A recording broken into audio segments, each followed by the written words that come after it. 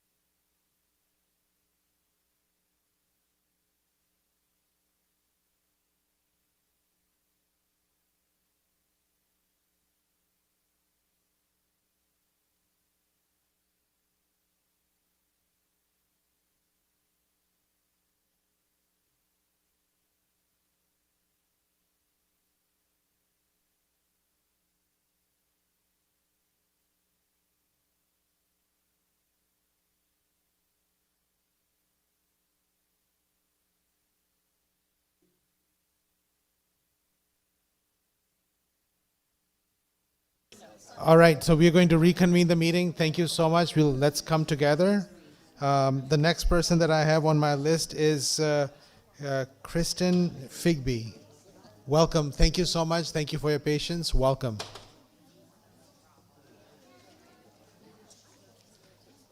We are reconvening the meeting. Please, everybody settle down. We are going to listen to Ms. Figby. Yes, you're on. Thank you to the members of the Public Health Committee for the chance to speak. My name is Kristen Figby.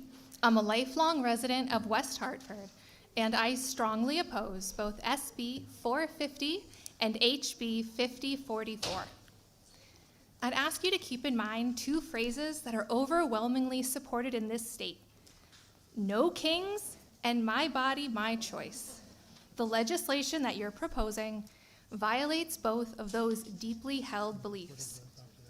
Removing a bipartisan regulatory review committee and leaving the power to change the vaccine schedule in the hands of one unelected official is not the action of a democratic government, nor is attempting to change the law regarding religious exemptions during active litigation. We have three branches of government for a reason, and we need to let the judicial system do its job. Attempting to evade due process in this manner is unacceptable. No kings means no kings, whether in Washington, D.C. or here in Hartford.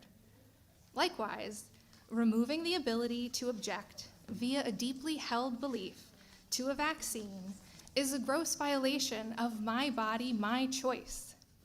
Opening the door to require any person to be injected with a substance that they have a deeply held belief against is also not the action of a democratic government. I recognize that promises were made today that adult mandates would not happen, but promises aren't law, and this legislation sets in place the framework for adult mandates to happen down the road. It is not hard to imagine that 5 years down the line, there could be vaccine mandates for adults. And what happens when you have no option to say no? You can't have a job, can't renew your driver's license, effectively cut out from society. The commissioner alluded that medical exemptions are simple to get, and that is completely detached from the reality of the lived experiences of thousands of Connecticut citizens and families. None of this fosters true consent, which the United Nations recognizes as a fundamental human right. it would be coercion, and coercion can never be consent. And again, consent is a fundamental human right. So it's hypocrisy to declare no kings and my body, my choice in some contexts, but not in others. You either believe it or you don't. And I hope your vote reflects that you believe it and that you uphold the basic human right of consent by voting no to both of these bills. Thank you. Thank you for your testimony. We appreciate you being here. Seeing no questions or comments, we are going to take on Cora and Jana. Jana Betty. Welcome. Wait, what number is it? It's 337.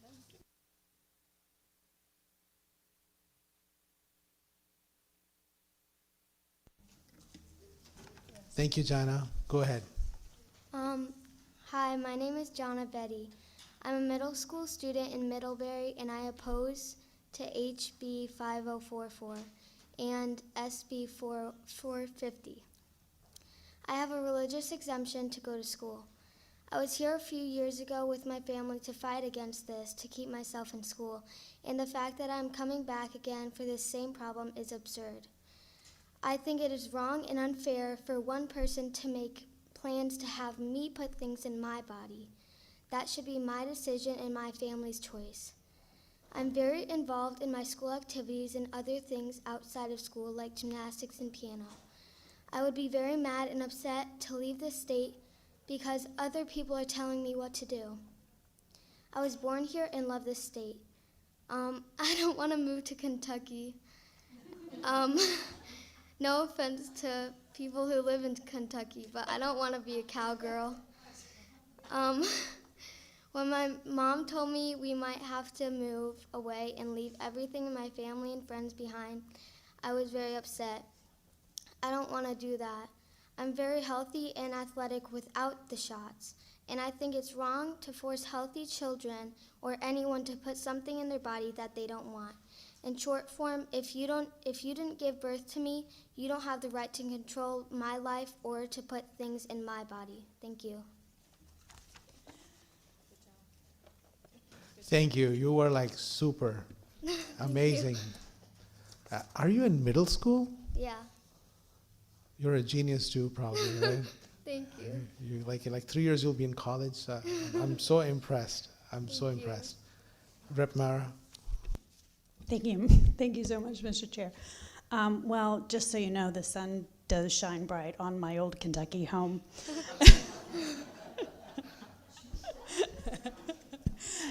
And although I don't want you to have to move, I will say it is very lovely there. Thank you so much. I appreciate your testimony. Thank you. It was beautifully done. Thank you. Thank you, parents, for bringing her over. Thank you. And with that, we're going to jump around and go to Sarah Bat. Emily. Cora. Yes, Cora. Thanks. Okay, what number is that? Cora, what's your number again? 3 something. Okay. Oh, yeah, you're right. All right. We jumped a little bit. Sorry, but after you, we're going to go back to some of the other people. So go ahead. Okay. All right. Good evening. It's been a long day. I'm a little tired. I have under these lights. I am not envy of you at all for having to sit here all day. I've been sitting here all day and I'm already feeling sick. All right. So I respectfully submit this testimony opposing both Raise Bill 450 and 5044. And my opposition is grounded in a few different areas. So for one, it's not to, I understand that you have a desire that you want to protect public health. However, I do not think that mandating vaccines for everybody is the best way to give people health. I think that there are other ways that you can improve people's health through nutrition, for number one, and number two, through herbs and whatnot that go after certain viruses and bacteria that are less harmful to the body, and they are taken generally orally. So if the body is not wanting them or or has intact membranes, like not a leaky gut or gut inflammation, which a lot of people do have now, it will generally not get absorbed the way that it would typically. And then, in addition, let's see, let me just skip a little bit because this is long and time is short. So under the proposed legislation, the Commissioner of Public Health would be authorized to establish and revise a statewide standard of care for immunization applicable to all residents, regardless of ages, and that would affect schools, institutions of higher education, nursing homes, insurance coverage, and the authority of medical providers. So I think that centralized one-person decision-making is against our democracy highly. We generally have to have multiple checks and balances, otherwise it's not much of a democracy. And as a result of that standard, people will lose access to education, maybe insurance requirements, medical practice, public health policy, would no longer be subject to the ordinary rulemaking procedures required under the Connecticut Administration Procedure Act. And then those procedures exist for an important reason: regulatory process, transparency, which has been mentioned a lot in this legislation, I've heard, that you guys want to be transparent with everybody and give them, be clear. But by doing this, you're actually hiding things, because if the medicine is so good, you don't have to chase people to go get it. They'll just do it willingly because they want it. And so the regulatory process ensures that transparency allows public comment, which is being shut down, provides opportunities for expert input, preserves legislative oversight, so making sure that we're not doing harm to more people than we should be doing. So, first part of medicine is do no harm. And by removing the immunization standards from this framework, the legislation will allow sweeping public health policy changes. Let me just skip some of this. Excuse me, Ms. Stouffer, but you've reached your 3 minutes. Thank you. May I finish this one last? Yes, please. All right. So I think it's really important to also look at other countries. So Germany, Netherlands, and Nordic nations, they rely heavily on the recommendations by the public health, but they don't chase anybody to go and do it. Same in Japan, they have the option to go and do it, but they're not chasing anybody to go and do it. So nothing is restricted based off of that. I think that's important to note. Thank you so much. Thank you. We appreciate you being here. Thank you for your testimony. You're welcome. That brings us to Sarah Batt. Miss Beth is at the other forum next door. Okay. So what we'll do is we'll jump to Emily Goines. Welcome. I'm sorry I mispronounced your last name. You can correct. I won't even try. Coins with a G. Oh, Goines. Perfect. Thank you. Welcome. Thank you. Good evening, Representative McCarthy Vahey, Senator Anwar, and esteemed members of the Public Health Committee. My name is Emily Goines. I come before you testifying in support of HB 5044 and SB 450. I myself am a mother, a registered nurse. I'm also a Master of Public Health student at the Yale School of Public Health, and these views are strictly my own. I truly believe in the power of storytelling. I value everyone's stories and shared experiences, their lived experiences that they shared with us today. But I'm going to tell you a little bit of my own. For the past 17 years, I have served as a nurse in neonatal intensive care, adult intensive care, emergency departments in California and Hawaii before moving here. And I have seen it all. And during this time, I can personally attest in my professional experience to the safety and efficacy of vaccines.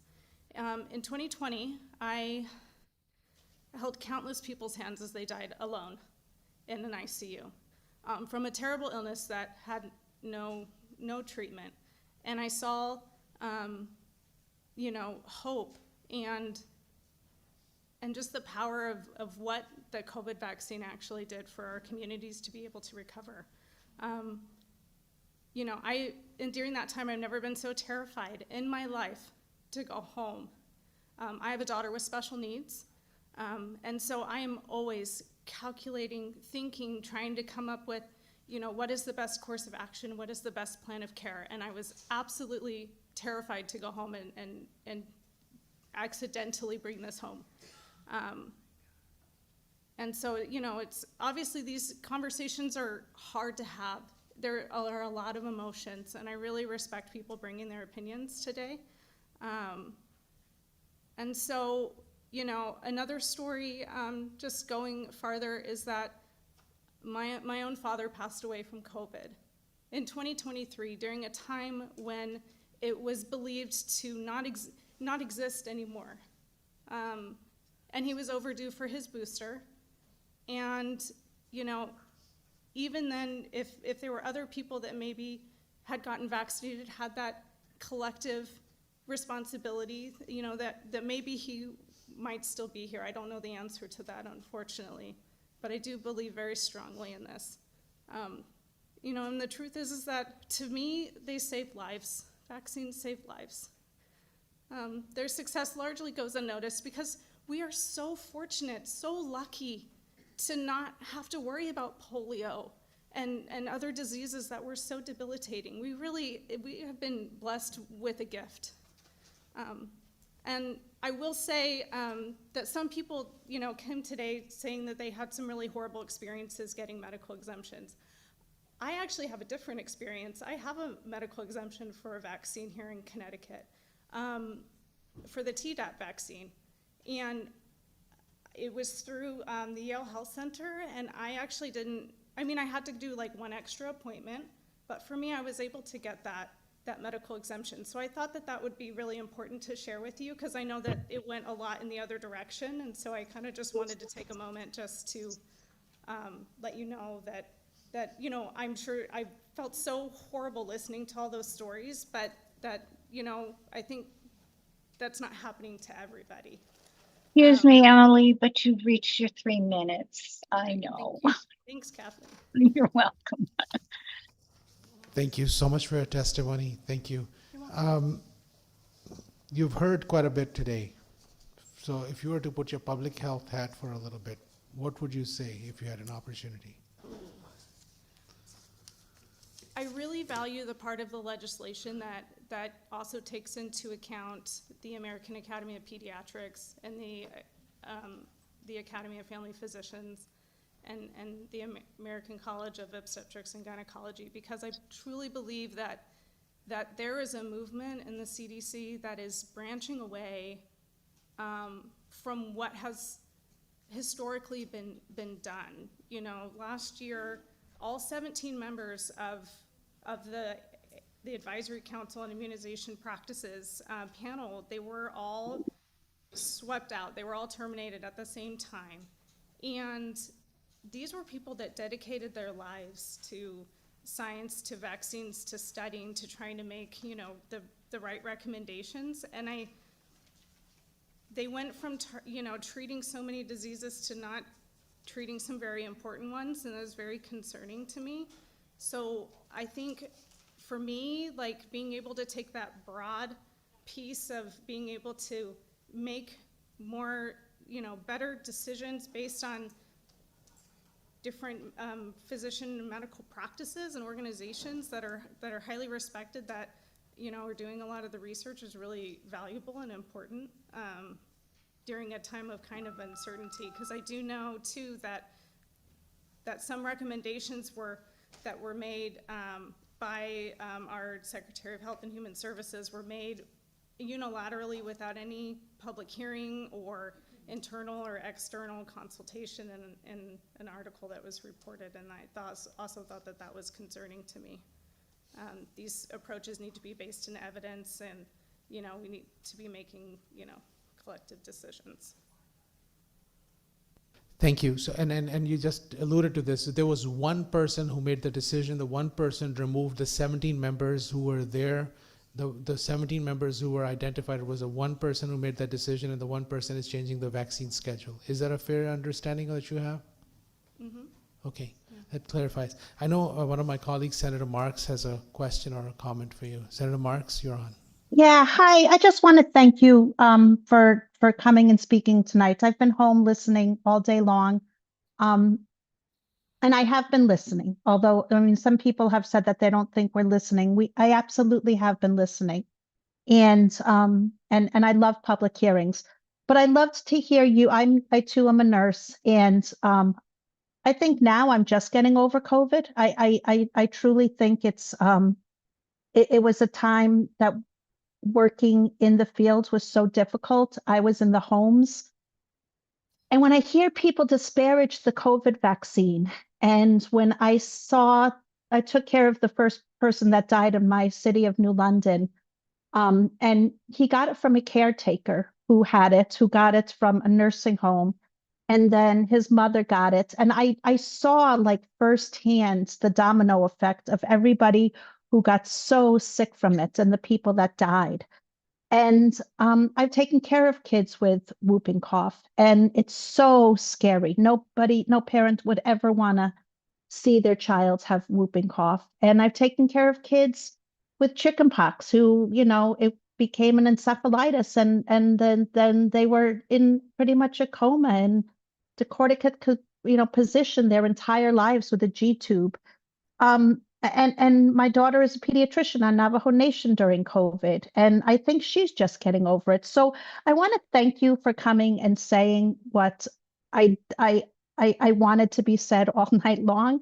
So thank you. And there are so many voices when it comes to this, when it comes to vaccines, and it comes to stories and the power of storytelling, as somebody just said that. And you said the powerful story. And so thank you, and good luck to you getting your master's in public health. That's awesome. Thank you, Senator Marks. Thank you, Representative Martinez. Thank you so much for your service and for coming out tonight. I did want to ask if you could describe how informed consent and patient choice fit into situations where there is a recommended medical standard.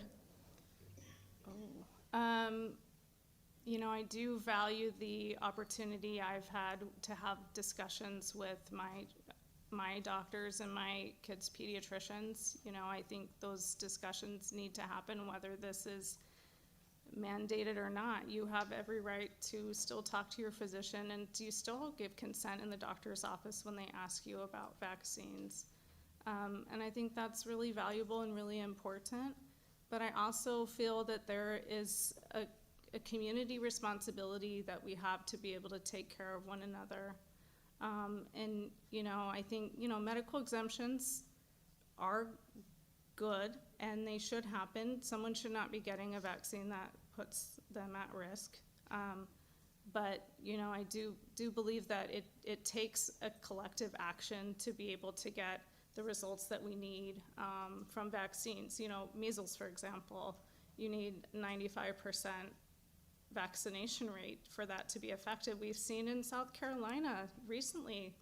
The last I checked, it was on the 6th. Our measles cases were up to over 1,300 cases this year alone in the first 2 months. Last year in 2025 with the West Texas outbreak, it was 2,300 or something like that. And we're almost, we're halfway there, and we're 2 months into the year, and I think that's really terrifying. And there were low vaccination rates in South Carolina. In fact, I was looking at something in 2016, they were reporting like a 2% exemption rate, and in 2025 it was 10%. And it just sets the system up for failure if you aren't getting the right numbers of people to be vaccinated. They're at risk, and it puts vulnerable people at risk.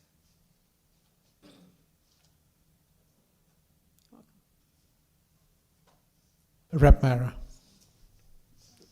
Thank you so much, Mr. Chair. Thank you very much for your testimony and your stories, and I think it gives us a lot to think about for sure, and especially because we really haven't heard a whole lot, of proponents for the bill, quite frankly. So, but the bill we have before us doesn't necessarily take on general mandates, right? Because those are set. And one of the things that you mentioned when you were answering questions is, particularly when you had one person in the federal government that had the power to do X, Y, and Z and get rid of everyone at the CDC. What we're contemplating in this bill is putting a lot of power in the hands of one person.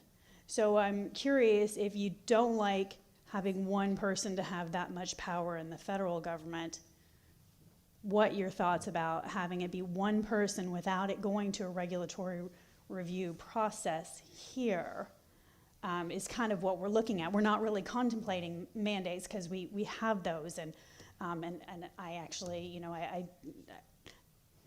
I have no problem with, I do understand the safety and efficacy and the great good that vaccines have done. So I'm not there with that. That's not what I'm contemplating. I'm contemplating this. So I guess that's what I'd like to understand. Thank you for your question, Representative Mara.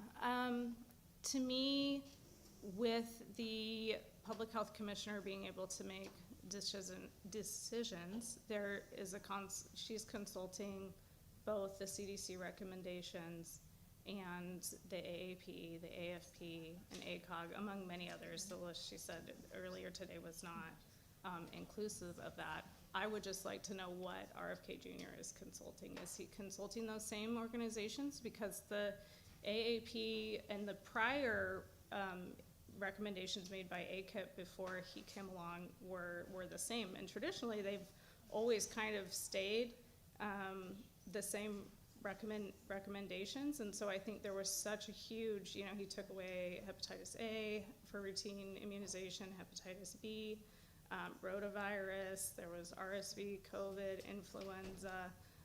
And so, you know, my concern is what studies is he looking at? I think, but my question is more that it's a singular person doing this. She can have she or he or whoever is going to be in the future, right, can have whatever list that they have, but they're going to be able to decide whatever they want, and there's going to be nobody saying, hey, wait a second, did you look at the other three? Because, you know, maybe ACOG has one thing, which I'm a supporter of ACOG, I think that's great, but what about the other ones? They say something completely different. You're not going to have that backstop of regulatory review process.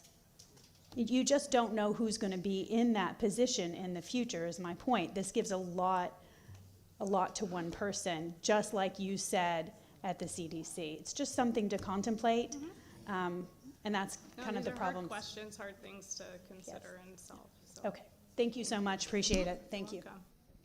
Thank you so much. I just want to thank you for your testimony today, and I'm so sorry for. Oh, I didn't even see him. Senator Gordon, sorry about that. I did not see you.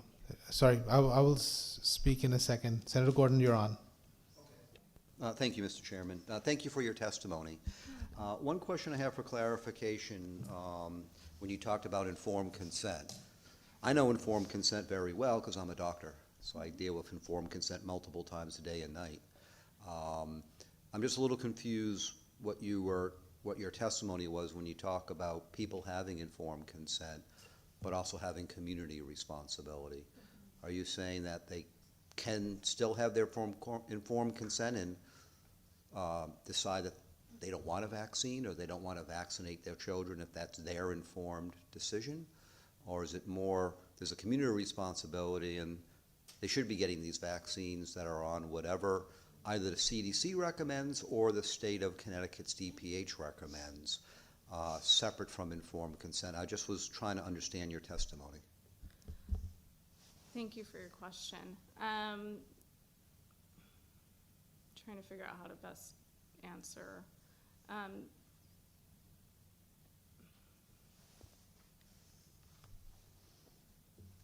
I believe that if someone is able to get a vaccine, I would hope that they would consider the people around them too when they're making those decisions. So when they're talking with their physician, that comes into question. That's just my personal belief. And when I say like a collective responsibility, I hope that they, you know, would take that seriously, because there are people around you that, you know, maybe have had are getting chemotherapy treatments, or they were immunocompromised for some reason, or an infant that's not old enough. But I do value the opportunity. There's nothing in these bills that says that you can't talk with your physician. You do have, the right to say no, but there is, I think maybe, public school is obviously like an issue because there's vaccine mandates for that. And I respect people's decisions, to do what's in their best interest. But for me, what I believe is that we also, if we can get something, that maybe we should think seriously about doing that if we're able. And thank you. And I can tell you from my many years of experience taking care of patients, and I do give chemotherapy. I'm a cancer doctor, so I understand immunosuppression very well, that people do take it seriously. And our role as healthcare professionals is we provide information, certainly information we feel is the best information for them, make certain that their questions are answered, give them time as they may see fit to decide, but ultimately collective responsibility is different from a constitutionally protected right for an individual deciding medical freedom. And both of those two issues, the medical aspect and constitutionally protected rights, exist in the same universe. One does not preclude the other. That's the reality of life. And the Constitution is always there. And I'm always mindful of that. If I recommend something to someone that I think may have a 99% chance of working, and they decide they don't want it, that's their decision. But if I feel that they've been informed and they've been able to answer me to answer questions, or give them to somebody who can answer questions that I may not be able to provide the answers for, then I've done what I've needed to do. I just want people to understand that folks who may decide on anything that they don't want, I'm not just talking vaccines, that it's their own medical decision, doesn't mean they're not taking into account the well-being of others, because unless you really know what's in their mind, that can't be assumed. But it's their ultimate decision. So I appreciate your comments about informed consent, because informed consent doesn't mean paternalistic decision-making. It just means an informed consent that they don't have to consent to, but they've been informed, which is extremely important. That happens every day in medical care for all sorts of things, outside of true emergencies where you can't ask somebody. You just have to ask to do something to save life or limb. And that's a different scenario. So I appreciate you clarifying the testimony, and I appreciate your testifying today. Thank you, Mr. Chairman. Thank you, Representative Kristen McCarthy. Thank you very much, Senator Anwar. And Emily, I just wanted to say thank you for being here with us today and for sharing your story and experience and perspective, and for your support for the work today. Appreciate it. Thank you, Senator. Thank you. And sorry about your loss. I know in the state of Connecticut, we lost some close to 12,000 of our citizens during the pandemic, which is a huge number of people who have been impacted. And many of us, myself included, lost 2 brothers to the pandemic too. So it's part of all of our lives, and then there are quite a few people around in this building and beyond who have lost their loved ones. So thank you. All right, seeing no other comments or questions, we'll move to the next person on the list. For the people who are in this room who are registered to speak, who have not spoken to Representative Kristen McCarthy-Vahey or our clerk, if you can just line up and let them know that you're available to speak so we can get you in for that purpose. With that, the next person I have is Christina Trotashod. Welcome. Thank you for being here. Thank you for your patience.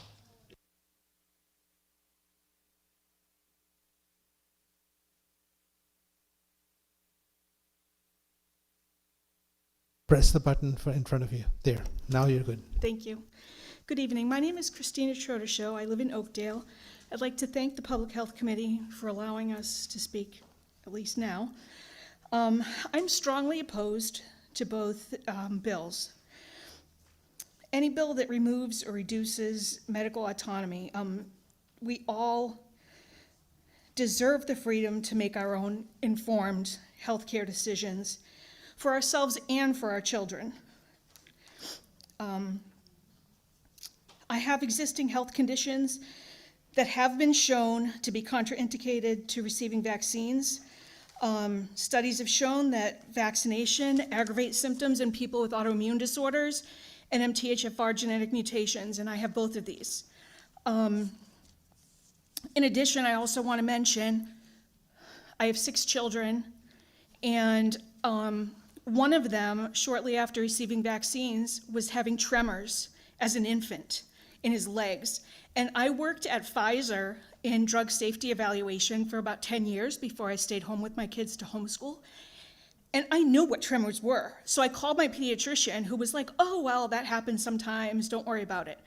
And it happened a few times after he got vaccines. And I knew that that's not normal, no matter what they told me.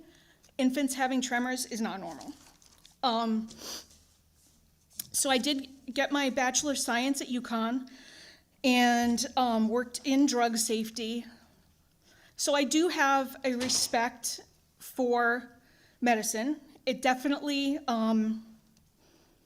has its place and helps people. However, I also know that there are a lot of adverse reactions, and while sometimes it has been proven, like with autoimmune disorders and vaccines, there's often no way to predict who will experience an adverse reaction.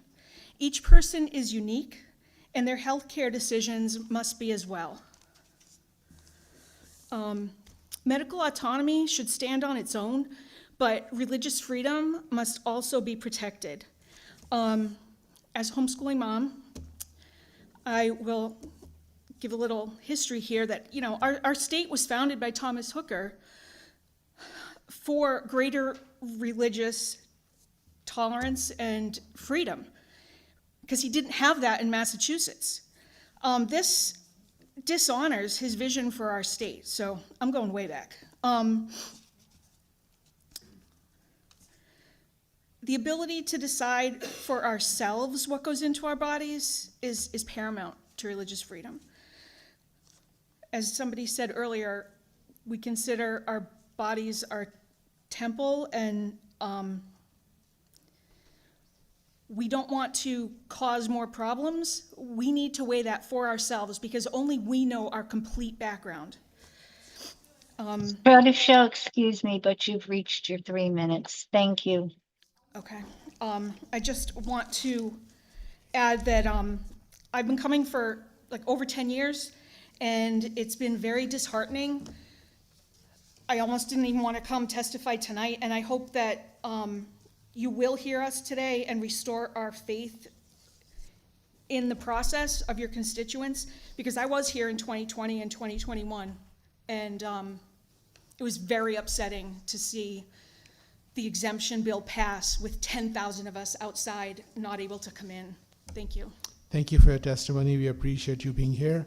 Next person on the list is number 315, Elizabeth Miller. Welcome. Thank you for being here.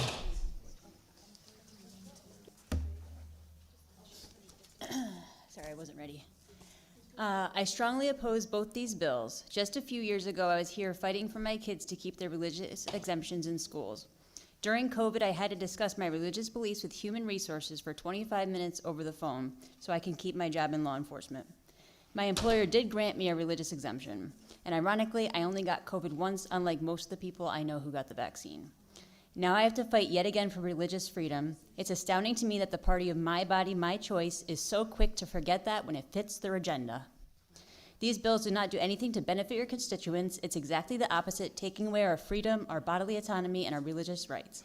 And I just have to add, it's disheartening being here for more than three huge bills, but gun rights, religious freedom, parental rights, medical freedom, all in one day. It's not fair to us. It's not fair to you guys. You can't hear what you have to say when you're running room to room. Yeah. And it's just really disheartening. Mm-hmm. Yeah. Thank you. Thank you for your testimony. Thank you. Seeing no questions, there is a question. Representative Clarice Dieter. Thank you, Mr. Chair. Thank you for being here today. And I know we feel your pain. Thank you. because we would have loved to be able to see some of these other hearings, and the fact that everything was in one day today is disheartening, and it's shameful that it happened like this. Thank you for being here. Thank you. Thank you. And then we have 312, Jamie Bailey. Welcome.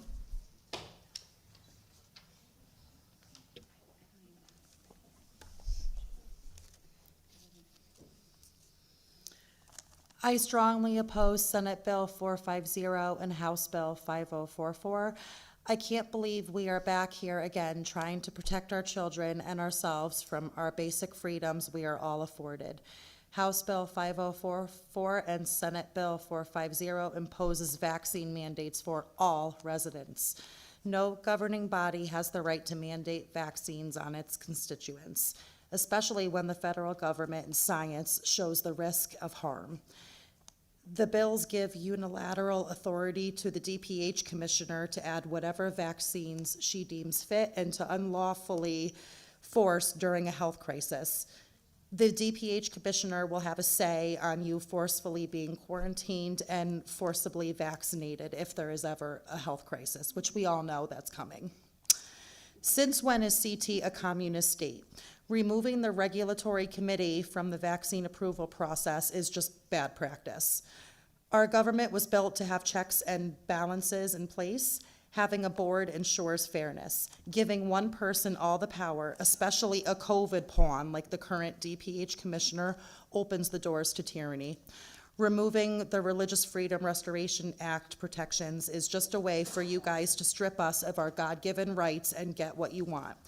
You have no big business regulating homeschool families. The literacy rates in public schools is at an all-time low. Kids can't even read. You can't keep your house in order, but you want to dictate how we run our house. Making a twin bill when the first one didn't pass is not transparency or good policy. Shady passing of bills in the middle of the night and missing over an hour of recordings from a session is not transparency. What is wrong with you people? You are supposed to help the people of Connecticut, but instead you have your own agenda and have proved you don't care about the citizens of Connecticut. Passing House Bill 5468 even after DCF said they can't enforce it, but yet you still pass it. What is your end game here? This is a DCF system issue, not a homeschooling issue. They are using a few cases to push their agenda.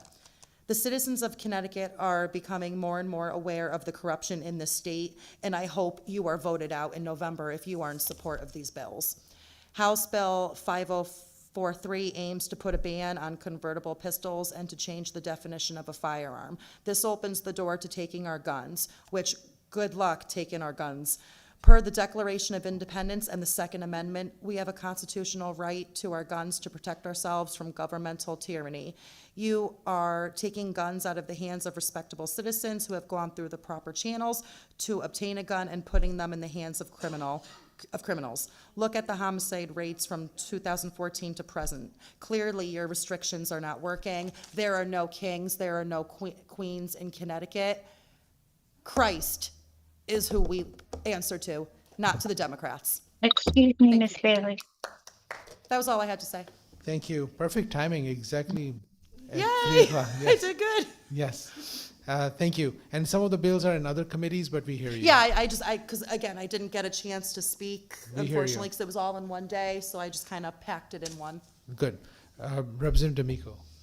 Thank you, Mr. Chair. Thank you for coming here to testify and for waiting all day. I just wanted to clarify something. I thought that I heard you say that in an event of an emergency or a crisis, that people would be forced to... Yeah, that's what was written in the bill. When I read it a couple days ago, it said that if there was ever a healthcare crisis, the DPH commissioner could step in, and if you are having symptoms, that opens the door to her. So I'm looking at bill number 450, and I'm looking at lines 220 and following. And line 220, in the event of a statewide or regional public health emergency, I'm not going to read you the whole thing, but the commissioner of the Department of Public Health is authorized to issue a standing order to permit medical interventions, including vaccination, necessary to respond to the public health emergency. But then it goes on further to say, as used in this subsection, standing order does not require any individual to receive or utilize such medical intervention. I'll repeat that. Standing order, in quotes, does not require any individual to receive or utilize such medical intervention. So I think that contradicts what you had testified to, and I just wanted to clarify that for anyone who's listening at 10:45 this evening. Yep. When I last looked at the bill, that's what it stated. I believe I have a copy of it on my phone. I don't know if there were amendments made, but at the end of the day, if you give one person the power and there's no checks and balances, how can you ensure that won't happen? I can ensure that it won't happen because I'm No, you reading what can't, it says sir. No, you what it can't. says in the bill. I Okay, just read we it to don't you. want to debate, But so. Thank you. But you Thank made Mr. your Chairman. question. Thank you for your Absolutely. testimony. Thank you very much. Oh, wait a second. Senator Gordon. Thank you, Mr. Chairman. Question I have is more for the chairs. I've been receiving some questions from some people online, some of them who are my constituents, wanting to know, they thought the rules were set out at the beginning of this hearing. Did you have a question for the person who's speaking? I'll ask a point of order then. Okay, so what's the question? All right, so I'll start from the beginning. So my point of order is I've been receiving some communications from some people, some of whom are constituents. They were under the impression that the rules that were spelled out, I thought clearly at the start of this public hearing, were we were going to be going in order. I'm not saying anything against people here, but there are people who thought that they were due to come up and they're online and I know they've waited. And so I'm just trying to understand to be able to answer them. If things are being skipped around, I just want to know so I can let them know. Sure. Have the rules changed, and what's the new rules that haven't been announced that are now in effect during this public hearing? So people online will know that if they thought they were due to come up and they're not. I just want to know from a fairness point of view.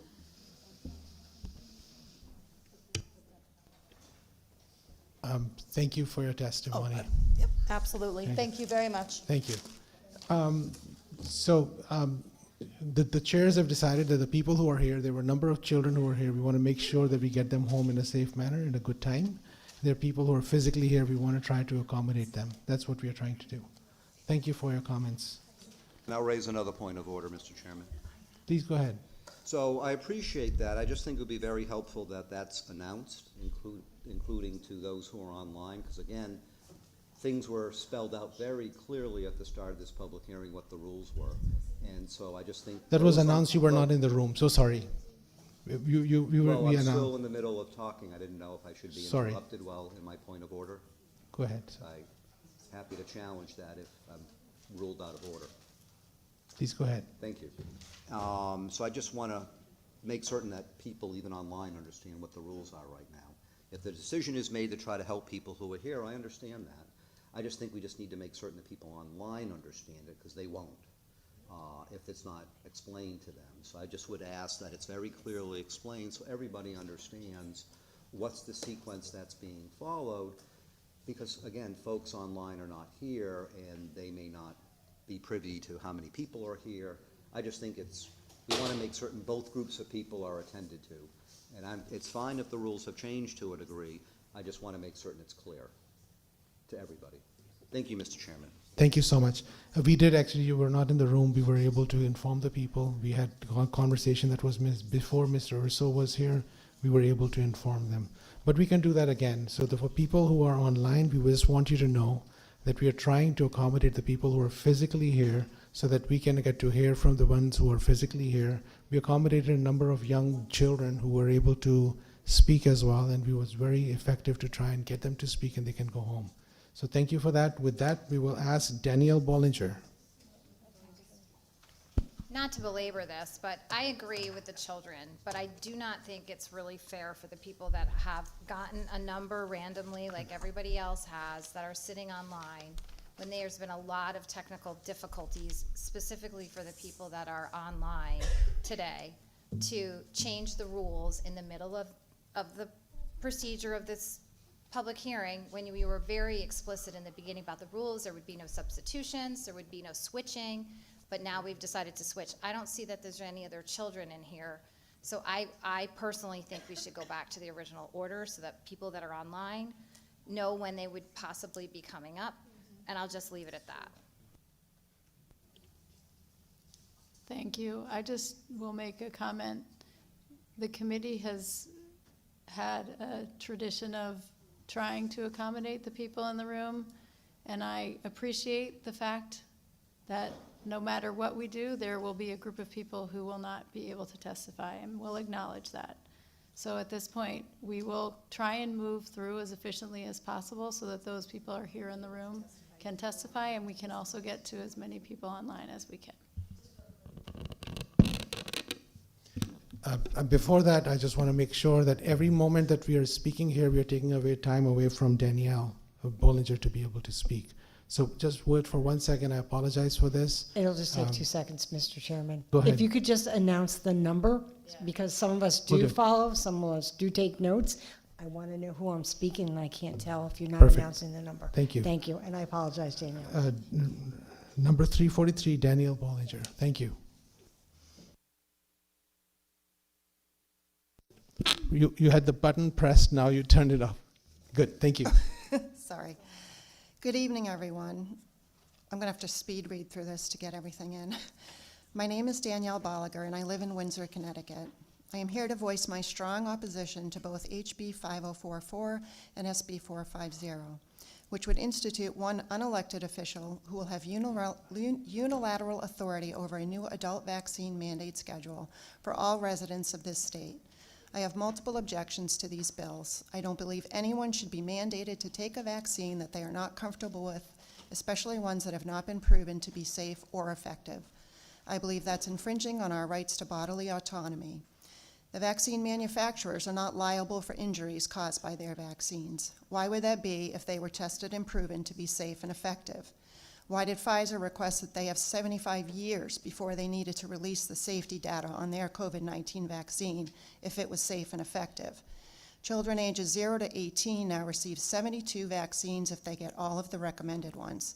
Personally, I don't understand how anyone cannot question that maybe vaccines have caused the large increase in many of the ailments children and adults now face. Autism, ADHD, ADD, asthma, allergies, cancer, miscarriages, myocarditis, pericarditis, SIDS, and so on. Aaron Siri, an attorney who has taken pharmaceutical companies to court, has stated that not a single routine injected childhood vaccine was licensed based on a placebo-controlled trial. Most drugs are licensed based on multi-year placebo-controlled trials. In contrast, for most childhood vaccines, it's often days or weeks of safety review. How is that science? To me, that shows that the science is not clear. Del Bigtree, founder of ICANN, Informed Consent Action Network, has shared that more than half of our children have chronic disease. In the 1980s, the rate was 12.8%. Now, 57% of vaccinated children will have a chronic disease in the next 10 years. For years, many parents have spoken out about the adverse effects and even deaths of their children after they've received their well-visit vaccinations. I ask that all of you look up the website React19. There you will see over 1,000 people whose lives have been forever changed with vaccine injuries due to taking the COVID vaccines. Also look on the openvaers.com website. Currently it shows 2,709,593 adults and children who have been vaccine injured. I'm sure there are many more that have not been reported. Parents are supposed to be informed of the risks of possible injuries before they give consent for their children to be vaccinated. And then I know for my children, I was never informed of those risks mentioned in the package insert. Shouldn't all parents be shown and given the information they need to be able to give informed consent? Excuse me, Ms. Bollinger, but you've reached your 3 minutes. Thank you. I only have a couple Thank you so much. sentences Yeah, left. please, go ahead. In regards to the COVID vaccine, were all the people who went to get that at the many vaccine clinics that were set up shown the PI for it so they could read the ingredients and risks so they could give informed consent before the shot was administered to them? Probably not. Study after study is coming out showing the harms of the COVID vaccines. I have included links to these studies in my written testimony that I submitted if you want to look at those. In closing, I thank you for your time and ask that you do not pass HB 5044 or SB 450. Thank you so much for your testimony. We appreciate you being here. Next person on the list is Shauna Mink. You're welcome, Miss Mink. And as you come in, I'll just inform everybody, it's 10:55.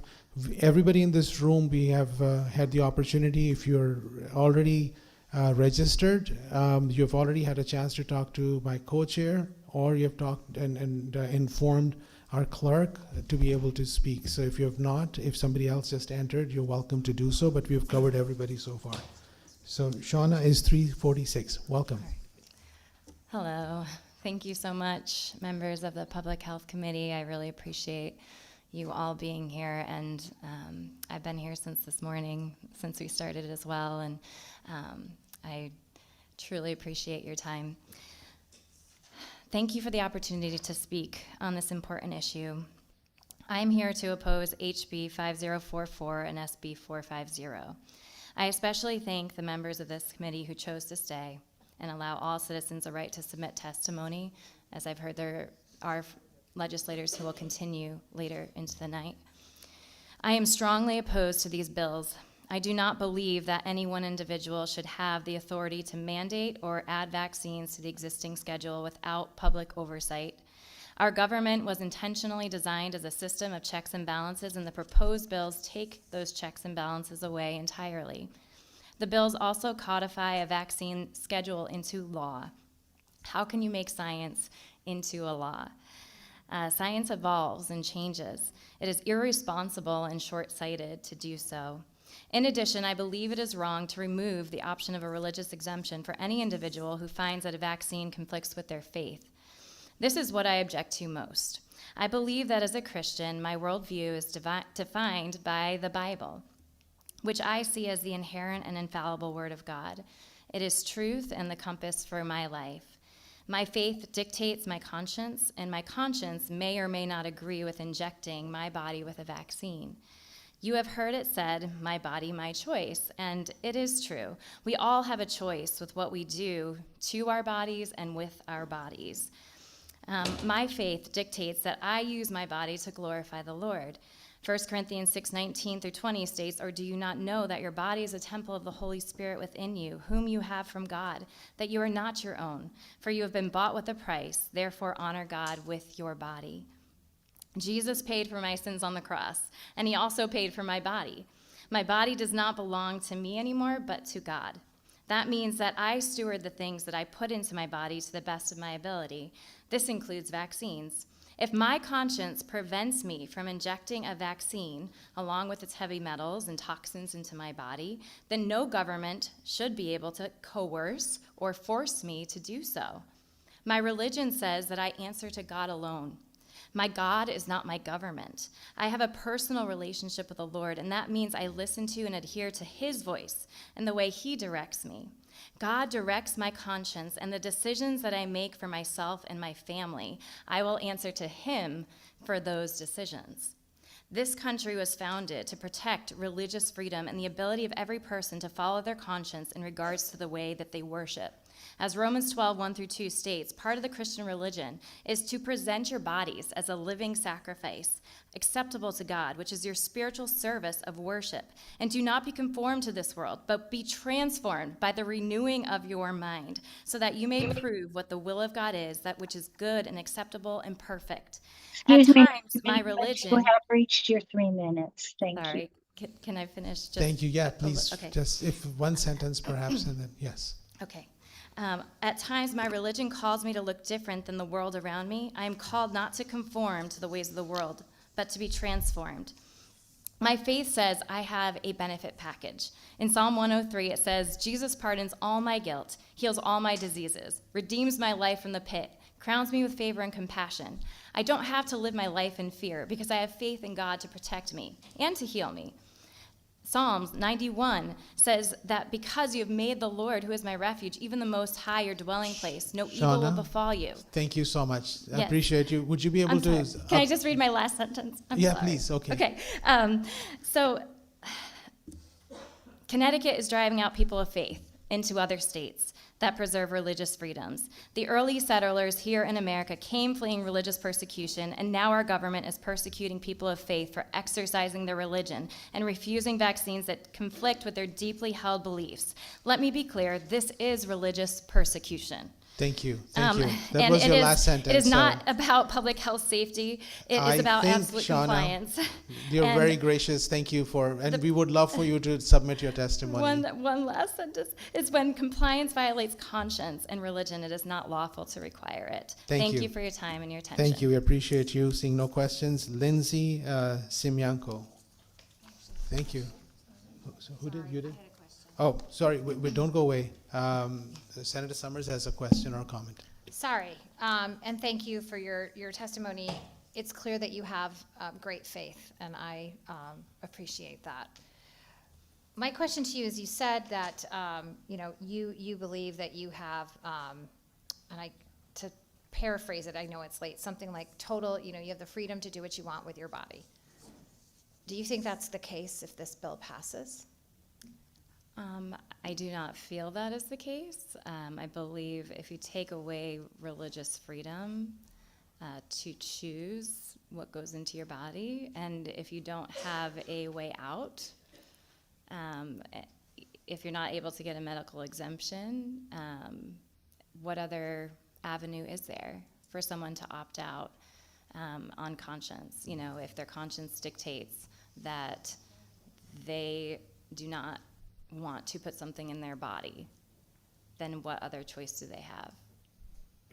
And thank you for reminding us about the founding of our country for religious reasons. And, we're coming up on the 250th anniversary, so how unfitting or unseemly that we would be doing this as a sort of a mark on religious freedom when our country was founded on that. I know my ancestors were actually persecuted because they thought you could have direct contact with God. You didn't have to go through the preacher. So imagine the sacrifice you made just for that, and here we are in the state, destroying your religious choice as to what medication you want to put in your body. So I appreciate your testimony today. Thank you. Seeing no other questions, Lindsay Simyanko.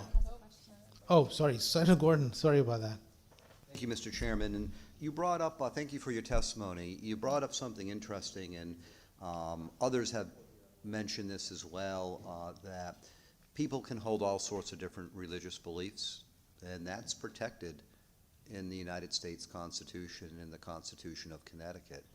And the question I have for you is that someone can have whatever religious beliefs they wish, that for whatever their reason is, and each of us can have our own different religiosity and connections with God in one way or another as we determine that.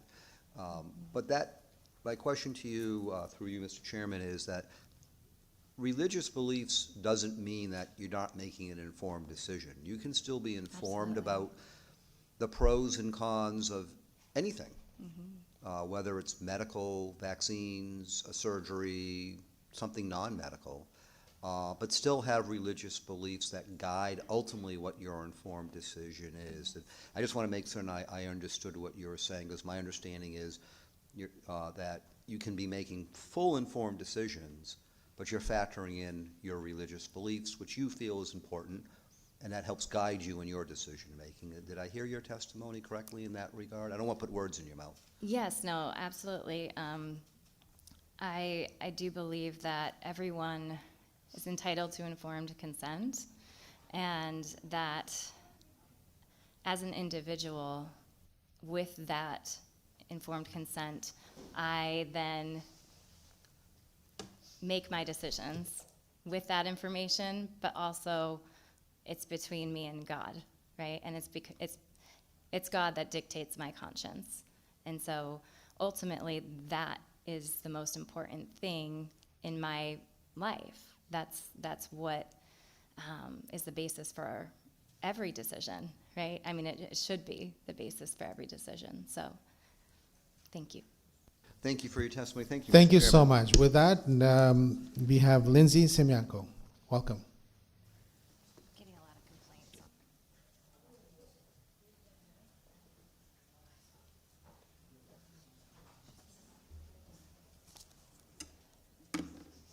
complaints. Thank you Hello. for being here.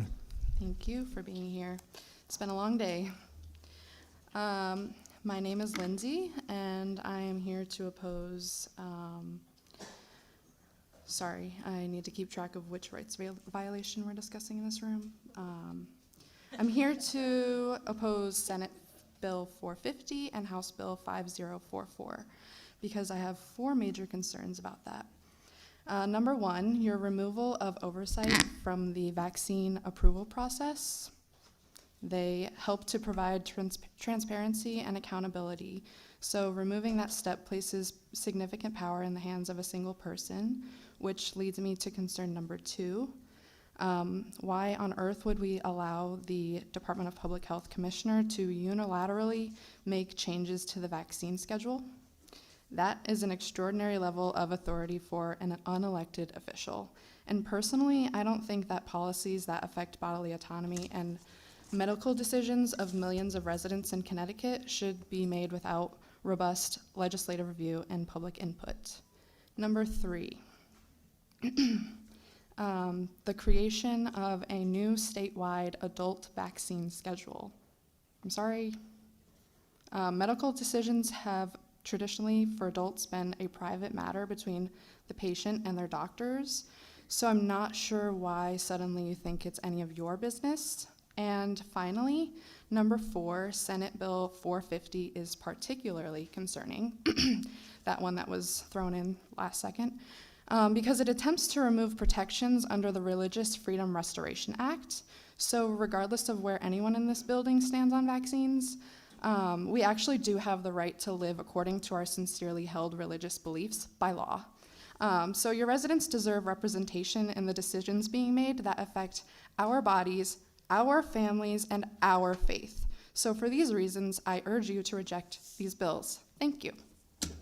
Thank you so much for your testimony. That brings us next to Christine Rowland. Welcome. 357.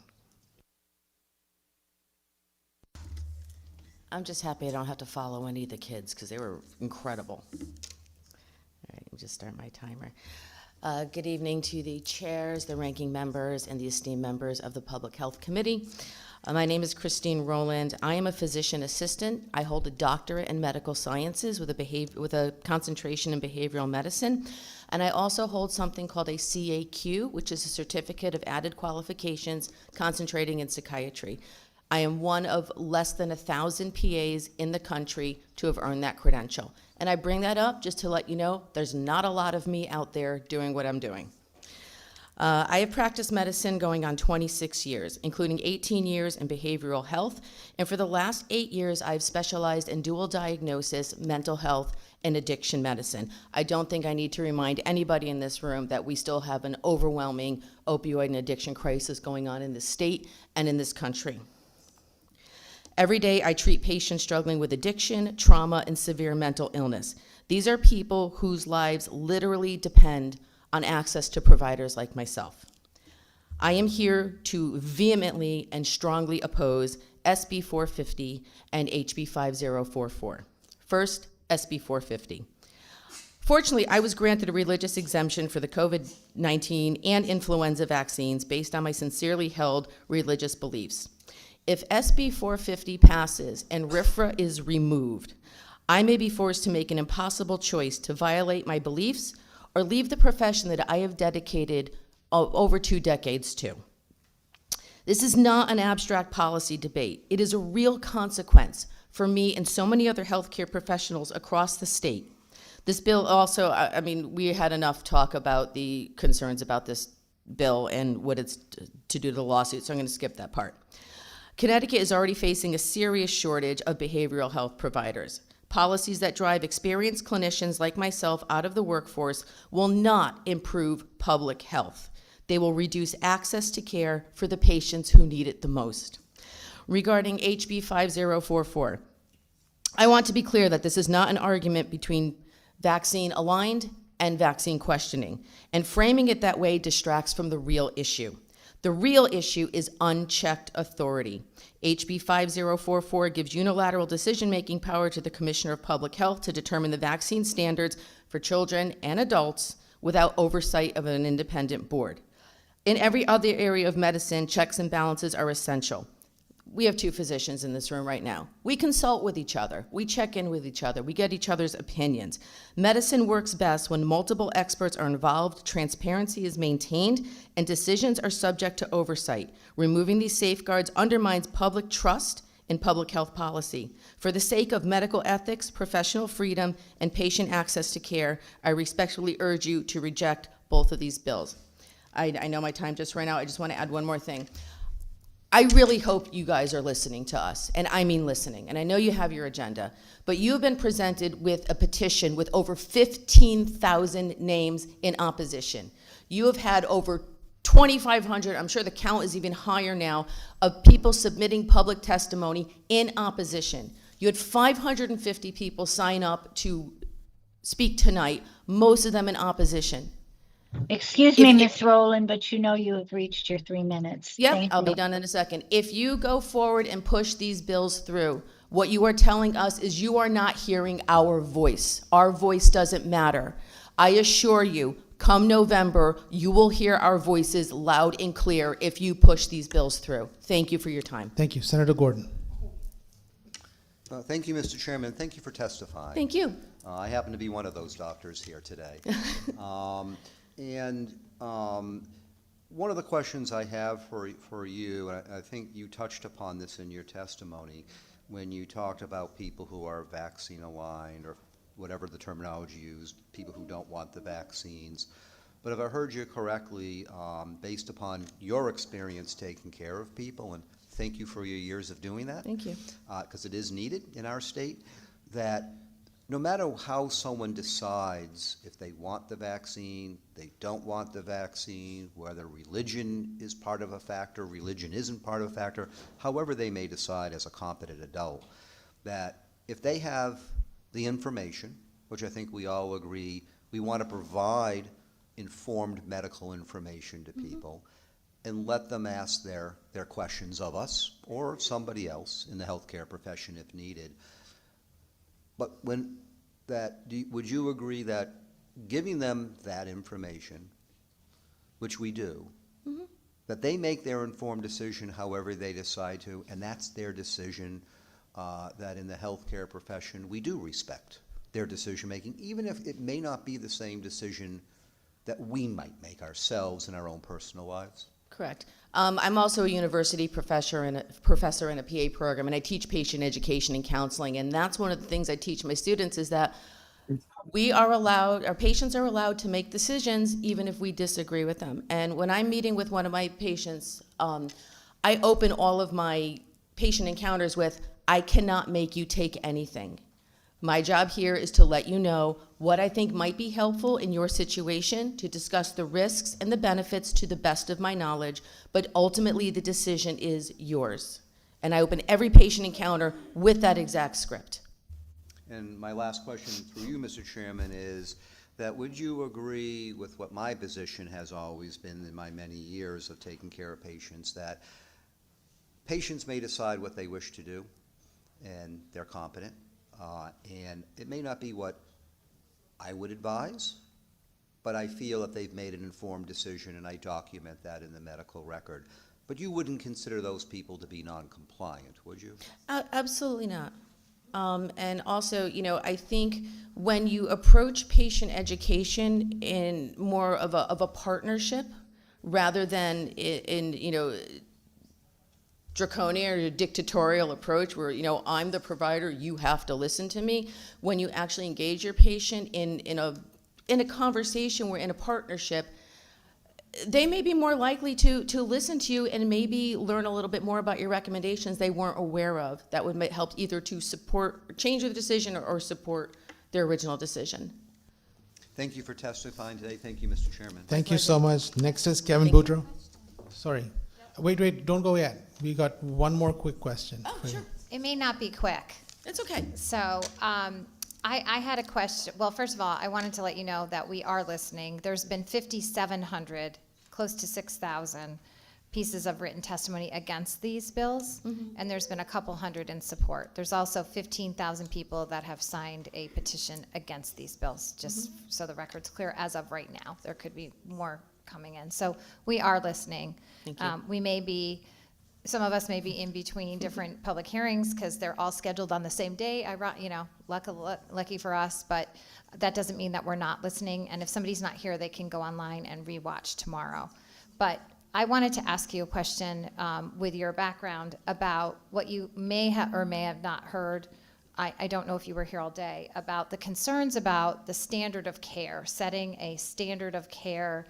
I'll call it a mandate for adults. And, the commissioner said it's not a mandate, it's a standard of care. And there was a conversation about how the standard of care is different for a medical provider than it might be for what a lay person may consider appropriate. So could you expound on that? Is that one of the reasons why you might have to move your practice? Because if this goes through, it could create a standard of care, which is really a mandate for medical professionals. Exactly. I mean, even for myself, if it gets to the point, and I know that in the bill right now it says, people can decline, but at what consequence? I had the right to flat out refuse the COVID vaccine with the consequence of losing my job. So just to say that people don't have to, there's consequences to that refusal. And I think that needs to be highlighted. Yeah, no, nobody held me down and put the needle in my arm, but I had to fight tooth and nail. And the fact that I had to actually go through and be judged by other people on my faith to get back on the standard of care. Yeah, there's always a concern because if you're not following the standard of care, and there's a bad event, you can be sued, right? So I think, and I think that's part of the reason why, when and I've heard this too in medical practice with physicians being afraid to give medical exemptions because they're afraid of the backlash. They're afraid of speaking up and speaking against. So, so my concern is that if RFRA is removed and a new adult vaccine standard is set, and that my employer now can hold me accountable, and I no longer have that religious exemption protection, then there's a lot of people out there that are not going to be able to get the help that they need because there's not a lot of me out there, to be truthful. And I save lives every day, every single day. And so, to make me choose between my sincerely held beliefs and my job, that's not a position I would wish anybody to be in. I appreciate that. And I just lost my train of thought as far as what else I was going to ask you. Sorry. So the standard of care and the liability as a clinician, are you also concerned when I took a brief moment and went across to another hearing, I was pulled aside by a clinician who said they're not only concerned about liability with the standard of care, but they're concerned about losing their license if they don't follow the standard of care, that the state of Connecticut, could hold that over their head. Is that a concern for you also?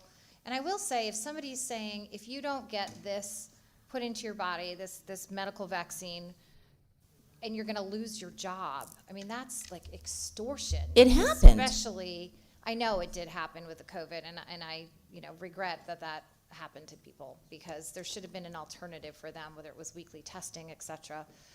We heard today somebody testify that as a teacher that didn't have 90 days, she was not allowed to test weekly. She had to leave her job as a math teacher, but yet the State Department of Education was willing to hire somebody who didn't have the credentials but was vaccinated. So that's a really scary scenario, I think. So are you concerned at all about the medical license if you don't follow the standard? Because standard of care is a real sticking point for many of us. So. Absolutely, and like in a legal issue, if I'm treating a patient for a mental health condition, did I follow the standard of care? Did I make sure that there were no contraindications to the medication? Did I check a pregnancy test before I gave something that could be can cause harm to a fetus? Those are the kind of standards of care that that I'm concerned about.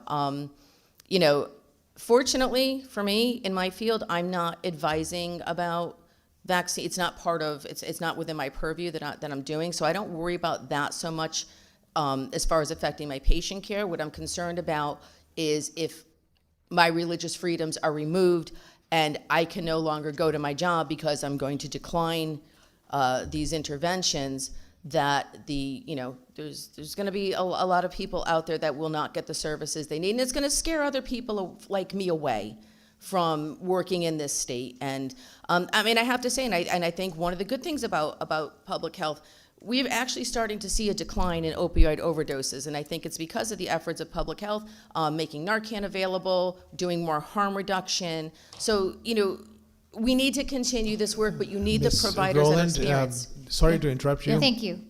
Yeah, I think we have 4 or 5 more people who are registered. We want to try to get to them. Thank you for your testimony. Thank you. We appreciate you being here. The next person is 424, Kevin Boudreau. Thank you. Sorry for delaying you. We have about 3-4 more people who have registered who are physically here to speak. It's 11:20. Few people who have been registered to speak. We've already reached out to them, and there are about 4 or so left that have going to speak. So, Mr. Boudreau, welcome. Yeah, good evening, members of the committee. My name's Kevin Boudreau. I'm a resident of West Hartford. Nice that my 2 fellow town members of this committee are here. My testimony is not going to be about legal issues, medical issues. There's people pro and con on this all day. I want to get personal.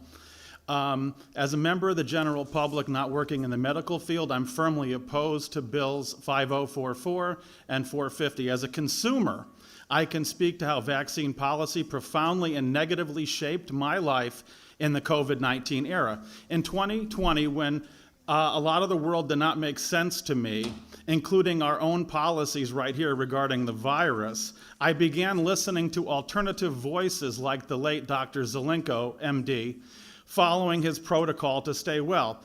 I was initially excited about the COVID mRNA vaccine. In April 2021, I was going to get it and even go down to one of the casinos that was hosting a clinic and celebrate with a big meal. And as you can probably tell, I've had a few big meals in my life, okay? Some friends I met in the online world encouraged me to reconsider and get an antibody test. I still had very strong antibodies from an infection a year earlier. I had natural immunity. But the voices on TV from our state public health officials and people on TV would not talk about this or discounted it. I decided not to get the vaccine. The late summer of 2021 was a scary time with the Delta variant. However, I began prophylactically preparing myself by taking ivermectin. This was dismissed by the mainstream media. Then later on, many of these same voices and public health officials had to change course. Even mainstream anchor Chris Cuomo admitted in 2024 that he took ivermectin every day. In 2021, I started to become an anti-COVID vaccine activist. I'm skeptical of other vaccines, but I'm not anti really any other vaccines. Through my small business, I became eager to make a living as I was trying to share an alternate point of view about the COVID vaccines at a time when it wasn't popular. I was threatened in physical proximity by 3 of my ex-clients in 2021 because of my refusal to take the vaccine, even when I was wearing a mask. I really had to restrain myself not to take those people down to the floor, to be quite honest with you. That has profoundly, at this time, permanently cemented PTSD within me that I have. Over time, I have made many friends in this state and even other countries that survived the propaganda pushing them to take the vaccine. I have also many clients and friends in my life who regret taking the COVID vaccines. While I cannot say it was causation or correlation, I know 3 people that died as a result of the COVID vaccine shortly before their death, 2 right here in Connecticut and 1 in the Philippines. I especially oppose Senate Bill 450 because I believe it is a violation of the Religious Freedom Restoration Act. And before I give my 2 references at the end, I'll have a little humor. I think Attorney William Tong is wrong by proposing this law to try to fight off a lawsuit that the state deserves to lose. To quote Carly Simon, Attorney General Tong, you're so vain you probably think this bill is about you. Okay? And thank you everyone for your time. Okay. Okay, and my two references, everybody gets a final sentence, right? Unseen Crisis, which is a movie about, a very professional movie about vaccine injuries and COVID. The world premiere was right here in West Hartford in Blueback Square Cinema in 2023. And then also brownstone.org. Brownstone.org is an intellectual organization. I think we should be done. I want other people to have the opportunity. Okay, and Thank you. you can just check it out, and it's people who support medical freedom and Thank you. vaccine safety. Naomi Thank you. Liebler, thank you. Next person, Naomi. Thank you so much for being here. We appreciate you waiting all day. Thank you. Hi, I've been editing, so I'm afraid this might be a little disjointed. 482. I'm very concerned that these bills open the door for adult vaccine mandates. Vaccine mandates are a maximally invasive public policy and a violation of constitutional and human rights. It is unethical and immoral to force people to use a medical intervention that they do not want, knowing that it can never be free from risk. I'm not from Connecticut originally, and I don't have family here, but my husband and I have bonus parents. During COVID, they would have both been considered very high risk. They were eager to get the vaccine when it came out, and they also knew that we would not be able to take it for multiple reasons, including religious conviction. They respected our convictions, and we respected their comfort levels and boundaries when it came to safety precautions. Having your own health concerns does not confer the right to demand that others take part in a health intervention that carries an inherent risk. I'll add that my bonus parents are very happy to hear that I am here today to oppose these bills. My mother-in-law was also finishing chemotherapy in the spring of 2020, and she would never have expected others to take a risk they weren't comfortable with in order to protect her. Public health policy should be about education, not coercion. In January of 2021, the vaccine was available to my husband's employer. Initial communication indicated that it would not be optional. We were a single income family with 3 young children, and our housing was also tied to my husband's employment. Our convictions would not allow him to take the COVID vaccine, so we faced not only being jobless, but also being homeless. Thankfully, his employer changed their policy and he was able to keep his job.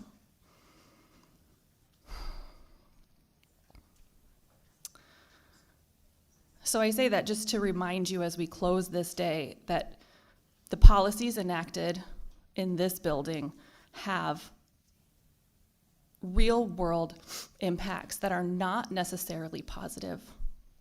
And I will just close with saying the attempt in SB 450 to circumvent religious protections might be funny if it wasn't so egregious. Ever since I heard about it, the only thing I can think about is the episode of The Office where Michael Scott shouts, "I declare bankruptcy," and thinks that it's legally binding.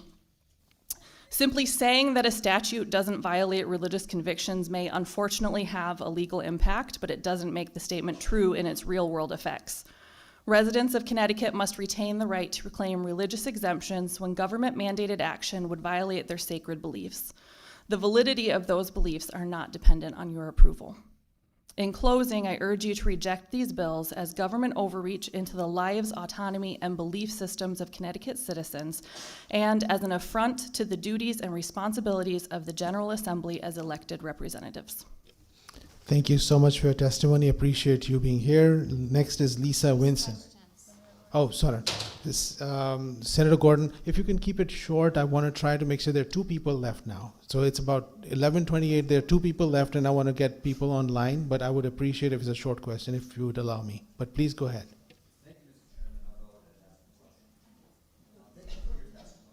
I think one of the things that I just want to clarify, and I understand it's, certainly emotional to say, your story. And I think you've done it very well with regards to the real-world impacts on individuals, separate from when we talk about what happens out in the community. But I just want to understand your testimony that you felt that you made an informed decision for your family, but given constraints either by an employer or by whatever policies or laws in place in the state of Connecticut, is it correct that you felt basically significantly infringed upon your rights as a person and rights with your husband and you to make decisions for your family that you felt was best for you and best for your family, separate from what gets talked about for community benefit, but just you and your family. You felt that that significantly impacted whatever decision you felt you wanted to make? Yes, so in our case, at that time, it was not the state mandating it for him, it was his employer mandating it. My concern with this bill is that we could end up in a situation where the state is mandating vaccines for adults in certain workplaces. Given the nature of his work, it would also have been possible for the state to mandate it, and I'm not gonna get into a bunch of details about what he does or where he works. So that was a significant concern, and it was a situation where we had to have discussions and say, when the rubber meets the road, do we stand by our beliefs or do we cave so that we have employment? And we are very firm in our beliefs. Thank you, and thank you, Mr. Chairman. Thank you so much. We thank you for your testimony. Next person is 495, Lisa Vincent. Thank you. Thank you for being here with us today. Correct.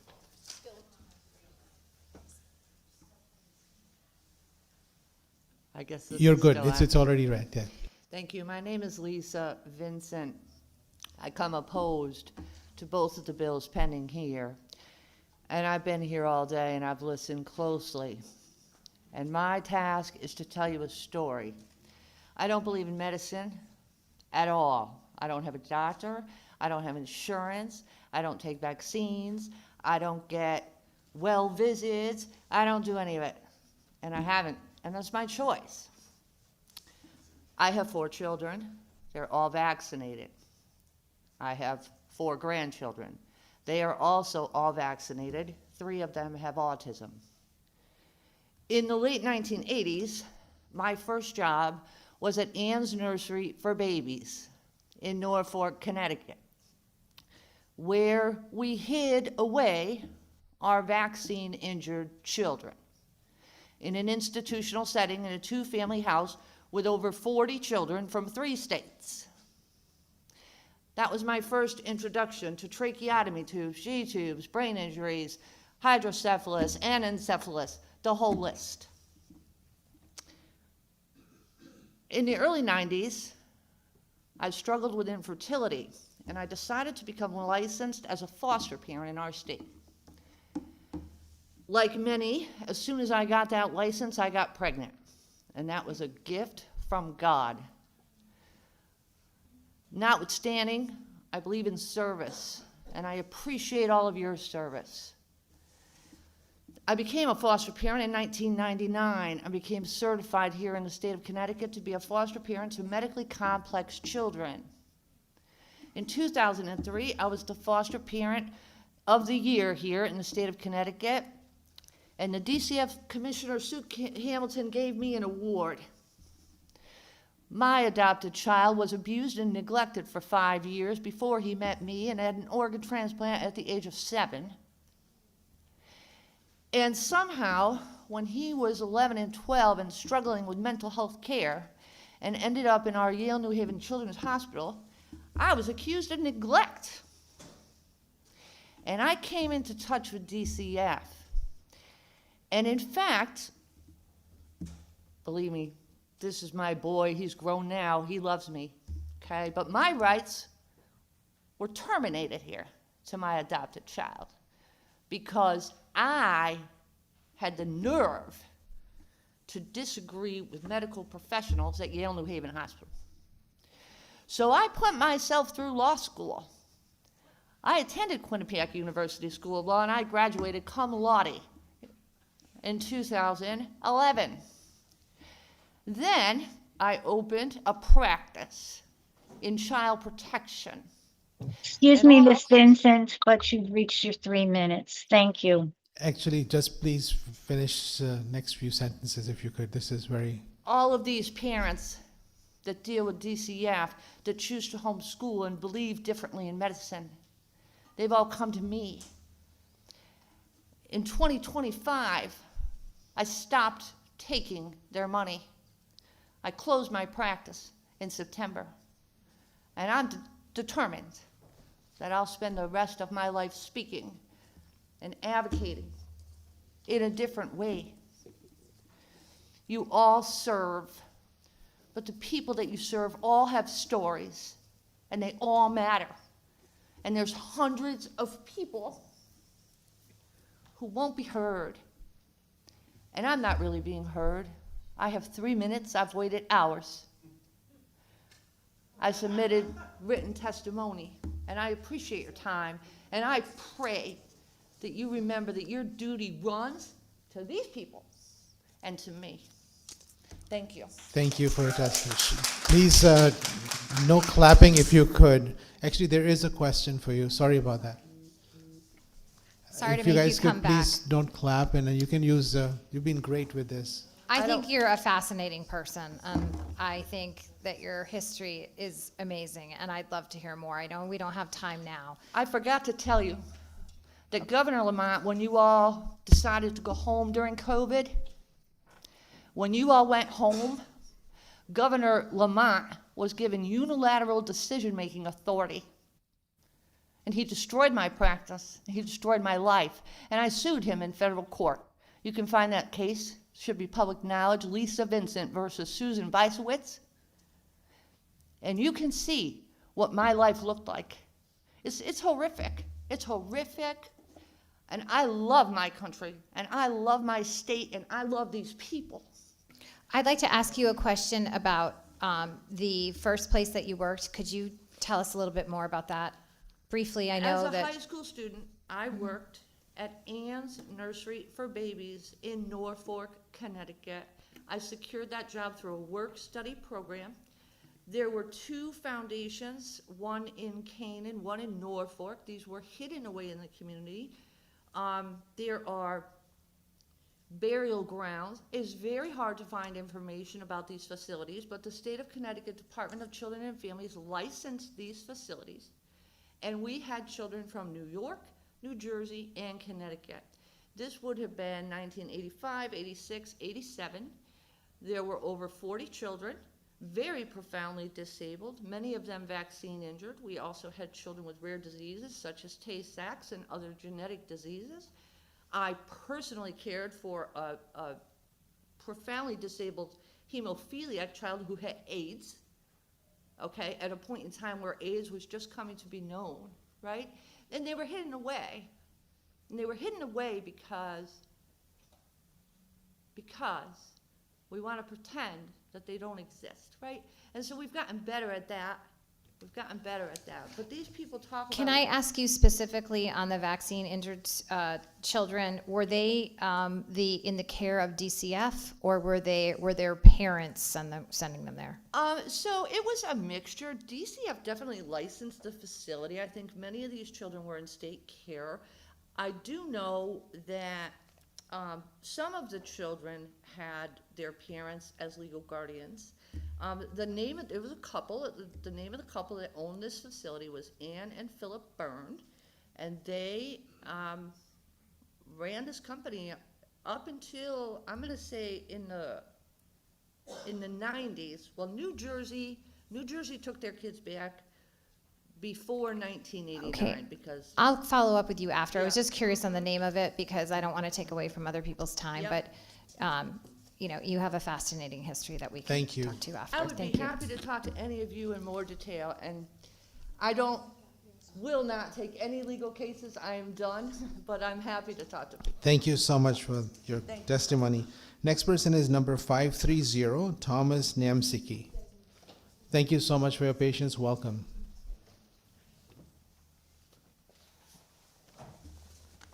Brought a clock. Mr. Chairman, Madam Chair, members of the committee, my name is Thomas Niemczycki. I reside in Berlin, have lived in Connecticut for most of my life, well over 30 years. I'm testifying to urge this committee to oppose both bills, HB 5044 and SB 450, which should be dropped in their entirety. Given my limited time, I will focus on Section 15F, Representative, of Senate Bill 450, which amends Section 52-571B of the General Statutes known as the Religious Freedom Restoration Act. When it was passed in 1993, this was a first-in-the-nation law to protect religious freedom on a state level. It was approved unanimously by the Connecticut State House and Senate under the leadership of then House Speaker Tom Ritter during much happier times for our state than under present-day legislative leadership. Now, SB 450 undermines the protections of this law by making absurd assertions that enforcement of vaccine mandates does not violate religious freedom, which is nonsense. Sometimes I hear an argument presented that no major world religion actually prohibits vaccination. I'm here to explain that this is a straw man argument that grossly oversimplifies the matter and misses the point entirely. Religious teachings are often nuanced, and for many reasons, people choose to follow them to varying degrees. In America, we have the freedom to do so. So let me ask you, how many Hindu parents in the state are aware that some vaccines are manufactured with and contain trace amounts of bovine calf serum or fetal bovine serum?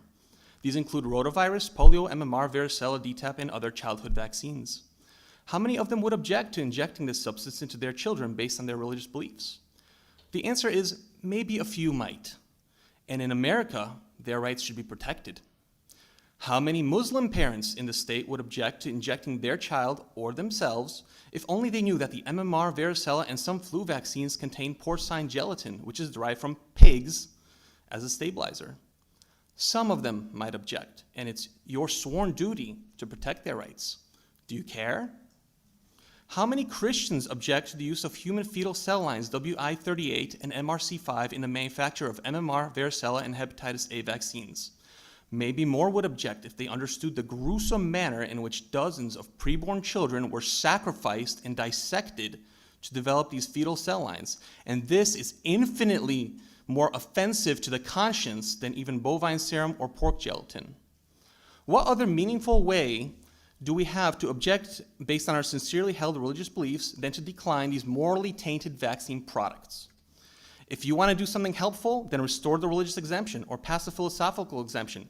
But don't tell me that your vaccine mandates don't violate my religious beliefs and practices. Not even your supermajority has the authority to take away the constitutionally protected religious freedoms of the minority. Not in America, no way. Thank you. Thank you so much for your testimony. Very, very powerful. Senator Gordon. Don't go away. There's a question for you. Senator Gordon. Thank you, Mr. Chairman, and through you, thank you for your testimony. Yes, sir. I think you did hit the nail on the head when you talk about constitutionally protected rights. I've read the Constitution many times, including our state's Constitution, which is very interesting reading. And it's designed to protect our rights. It doesn't magically grant us rights. I believe those are inherent rights we get from God. Yes, sir. But the Constitution is there to protect our rights, including statements saying being abridged by government. Not just necessarily other people, but it does say about government. So when you're talking about the rights, you believe very strongly, if I'm understanding your testimony, that regardless of what one may think about vaccines, medical treatments, that you feel strongly that it is absolutely a protected right, which I agree, that people can factor in their religion, freedom of religion, and make whatever decision they feel they need to make using their religious beliefs as a constitutionally protected right? I believe in free will. I believe that we are created by God and endowed with free will. I believe we use reason to inform the decisions that we make, but ultimately we make the decisions. And I'm sorry, coercion is not an acceptable means to get somebody to make a particular decision. Okay? I mean, I can speak, from the point of view of my church, the Catholic Church. Yes, it has said many things emphasizing the benefits of vaccines, and we talked previously about community responsibility, but ultimately, as human beings, we are endowed with the free will, and we have to act according to our conscience. And when our conscience is advising us not to make a certain decision or to make a certain decision, we are bound by that. And I think it bothers some of the people in here that there is a higher authority than the state, and that we answer to that higher authority. And thank you for your testimony. I appreciate it. Thank you. Thank you, Mr. Chairman. Thank you so much. Thank you for your testimony and for being with us. Next person on the list is 541 Colleen Farrell. Thank you for being here with us. 541 Colleen Farrell.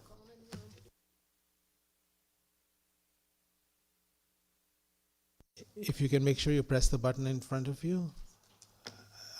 Yes, right there. Perfect.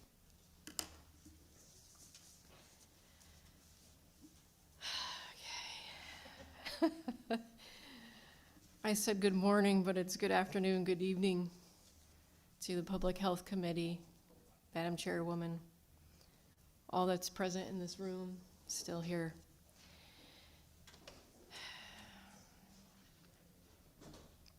My name is Dr. Colleen Farrell. I am both honored and deeply concerned for being present in this room today. I'm a wife, a mom of 2 college girls. I live in Prospect, Connecticut, and I've lived in Connecticut all my life. I went to Quinnipiac College, well now it's university, for my undergraduate in occupational therapy. I've been an occupational therapist for 25 years, and I could clearly see that there was a breakdown of our medical establishment. So I went back to school. For the past 7 years, I have been studying integrative medicine and quantum physics.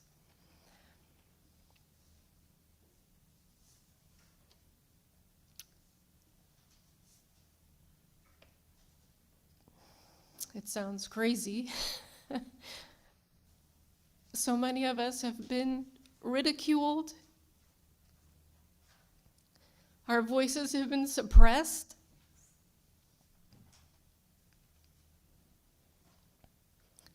And I am here as a voice of supporting critical reasoning and in support of every human soul that desires freedom of choice with regard to health decisions. We all possess the ability to heal ourselves from within, connected to the divine, and these bills proposed by the state of Connecticut derails the opportunity of any individual to explore and grow in spirituality. That's what we are facing today. This is nothing more than a spiritual battle for our souls. I strongly oppose removing the Regulatory Review Committee from the vaccine approval process. I strongly oppose giving unilateral authority to one person, the Department of Public Health Commissioner, to add any vaccine schedule without public oversight. I strongly oppose a new vaccine schedule for current residents of the state of Connecticut. I strongly oppose for SB 450 removing religious freedom protections for all, for any and all vaccines, and strongly believe that all residents, including children, because we can't get the wording right, are they, them? We're confusing everything. Our school systems are horrible. The kids go there and they don't know, we don't know what they're learning. They come home and Excuse me, Ms. Farrell, but your 3 minutes, you've reached your 3 minutes. Thank you. If you want to, in a couple of sentences, you're in the middle of just making a point. I think that should be good if you can make that. okay, well, not one person in this room, and I don't, this is no, the vaccine, they're not vaccines, they're bioweapons. They were created by DARPA. Look it up. The truth is in the blood, and in my training as a soon-to-be quantum doctor, I will be doing blood hematology, and you could see what's in the blood. You could see the rouleau. 100% of people that have gotten these COVID-19 injections, unfortunately, are developing amyloid clots. That has been confirmed by coroners. And rather than being honest with what is going on, We have new laws that say, oh, if you're going to be hospitalized for any reason, you need heparin shots to prevent. It's disgusting what we're doing. If you want to see some a recent study, Dr. Peter McCullough and his foundation, along with Karen Kingston, 2,657% increase incident of SIDS. They looked at the information from 1995 to 2025. I myself had a reaction from a childhood vaccination. I could have died if it wasn't for my father giving me mouth-to-mouth resuscitation. The same ingredients that are in our vaccinations, it's in our snow. And I have, anyone that wants to come and see me, I have pictures on my phone. I literally took scoops of snow, put it under my microscope because I wanted to see what's going on. So this argument about vaccinations, this toxic juice is everywhere. And I hope to God that whoever's making the final decisions here, that you have anecdotes, that you have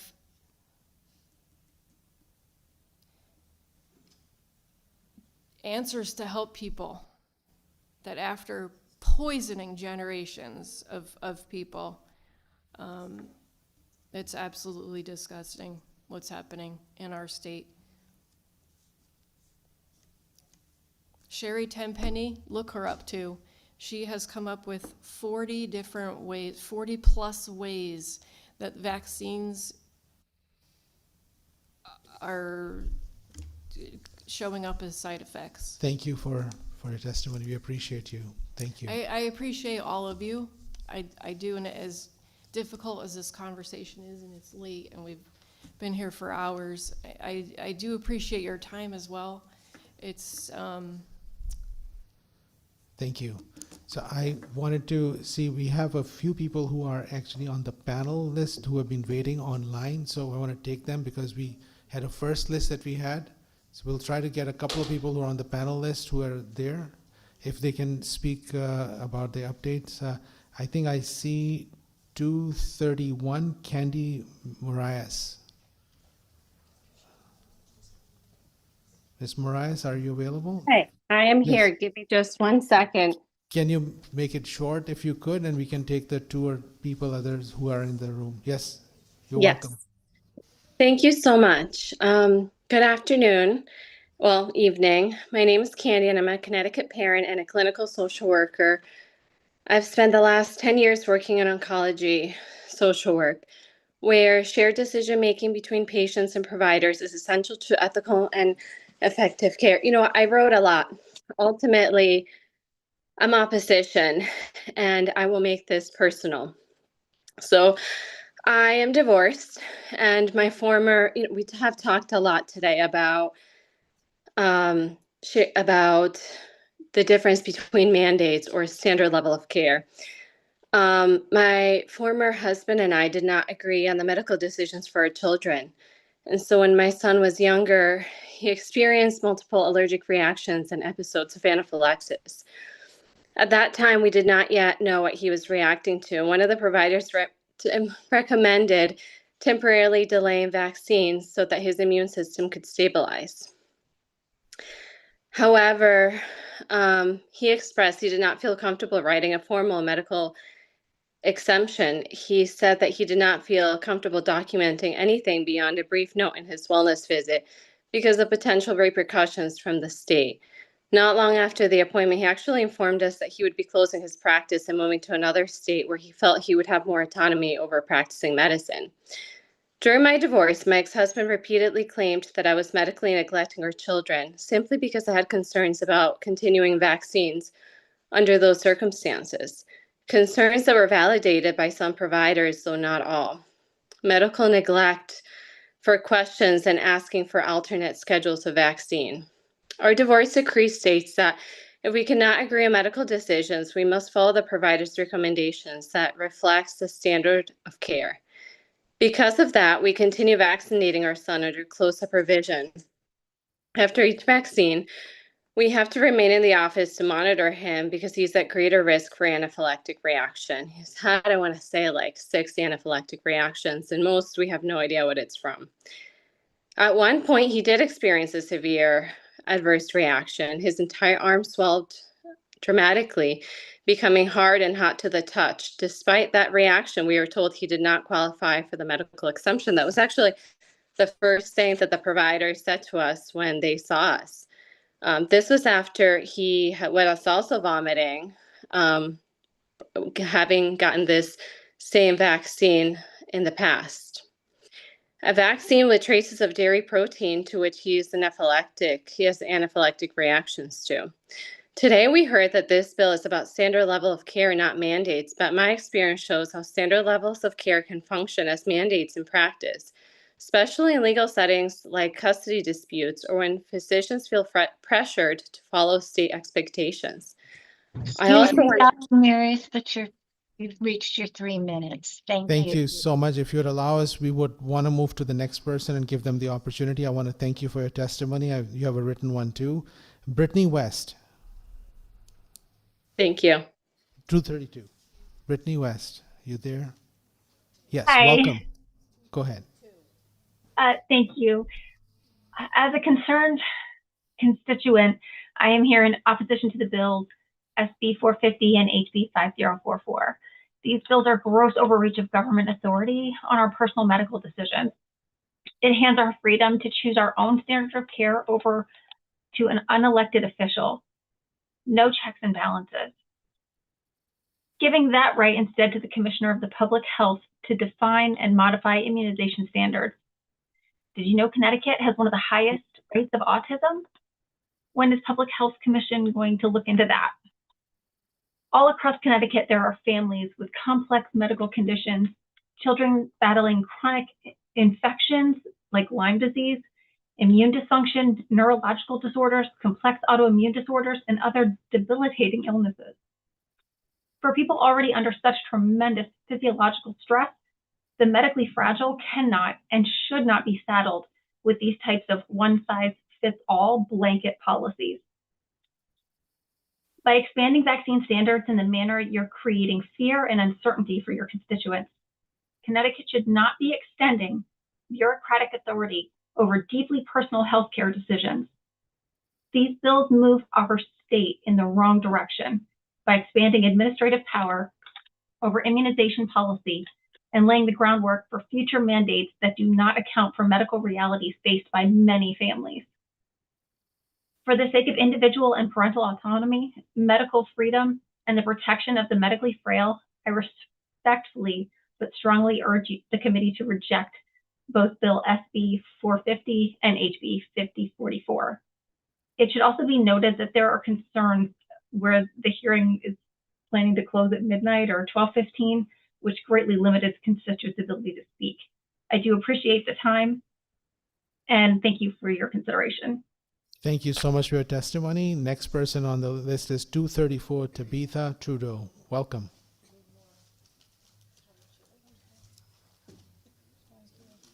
Please unmute yourself. You're on. Thank you so much, Mr. Chairman and members of the Public Health Committee. My name is Tabitha Trudeau. I am currently living in Torrington, and I speak today in strong opposition to Senate Bill 450 and House Bill 5044. There are several vaccinations that I and my family will not accept due to our deeply held religious beliefs. The Connecticut government has already removed the ability for parents to hold their convictions and also take advantage of the free education, or their right to the free education. Many were forced to homeschool or move out of state about 5 years ago, and now we have a new bill that would mean we're watching out for more constraints for all residents, not just school children. I don't know. I know that was contested by someone on the committee maybe an hour or two ago, but I question why we have another bill coming if it's not going to restrict things more or mandate things more. I've known several people whose children have had permanent life-altering experiences within 24 to 72 hours after a vaccination. causation, correlation. I don't know. I'm just saying that's the stories of people I know personally. And I myself, not vaccine related, but I've had medical professionals make mistakes or misunderstand my own medical situations and cases and have given me bad advice that I've only been able to avoid or stop because I knew my condition and I spoke up and I asked questions and I made my own decisions, said, no, I'm not doing that, or yes, or whatever. See, I believe each individual has to live with the outcome of the risks and benefits for any medical procedures that they accept or reject. And so only the person living with those results should be the one to make these decisions. I do not support any medical mandates made for citizens without their consent and the input of their doctors.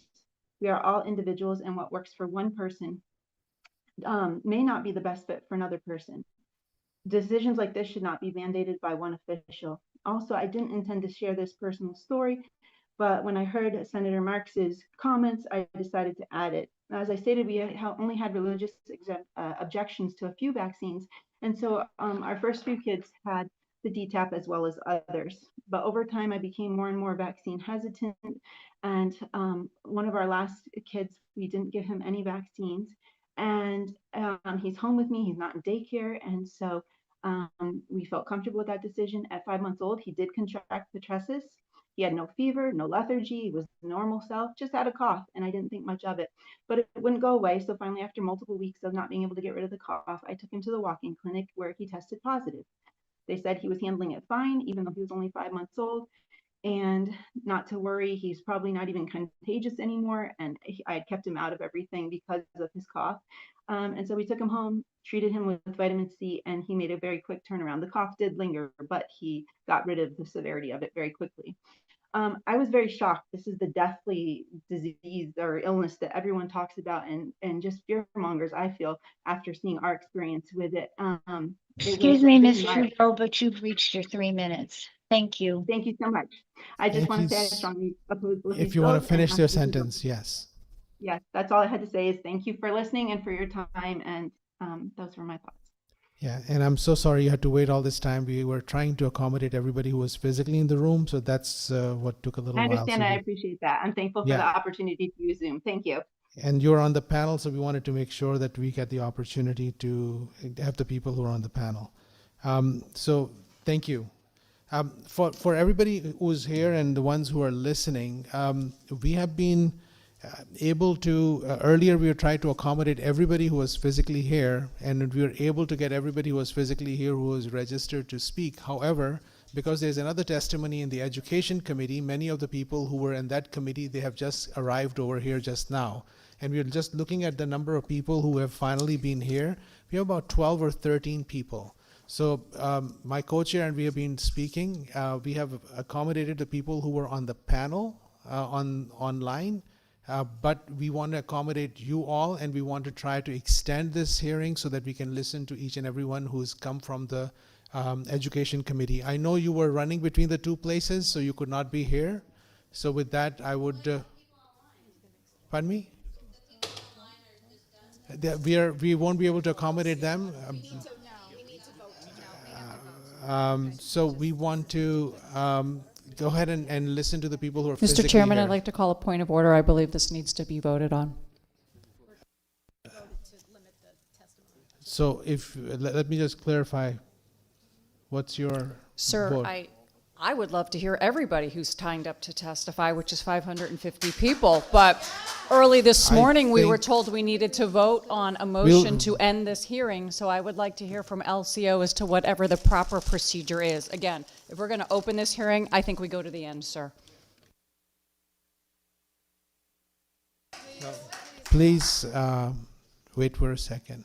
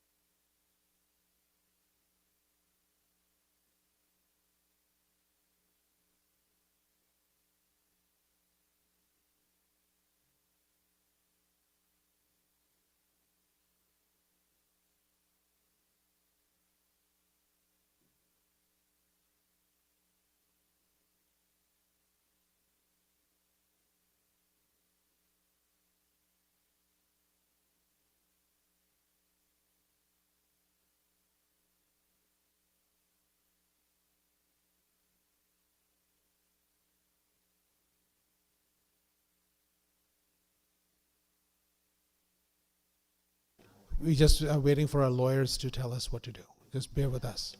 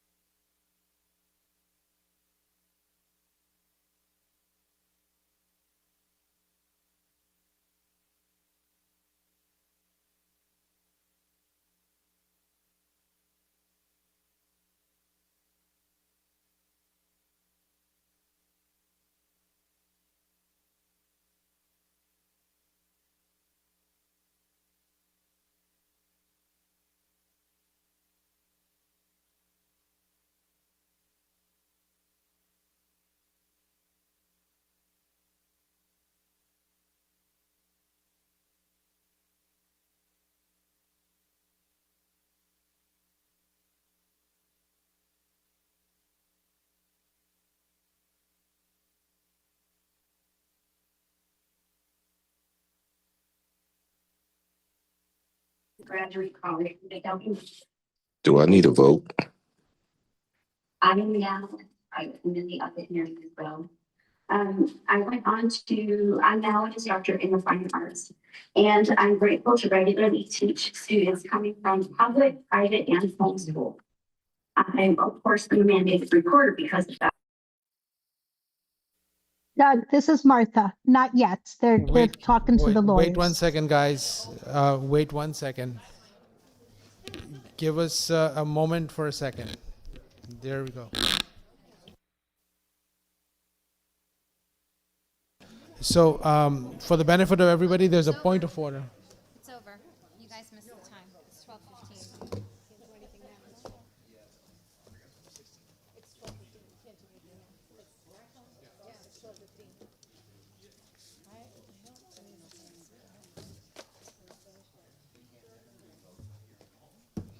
I think there's a difference of opinion right now, so we're trying to.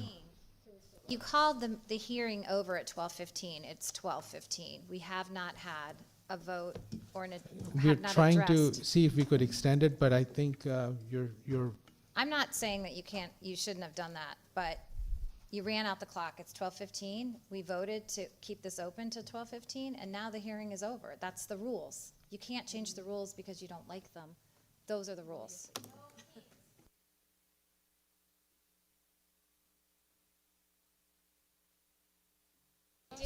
So.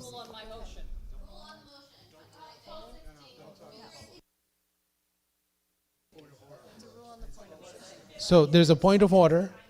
There's a point of order, and the point of order is to see if we can extend the meeting.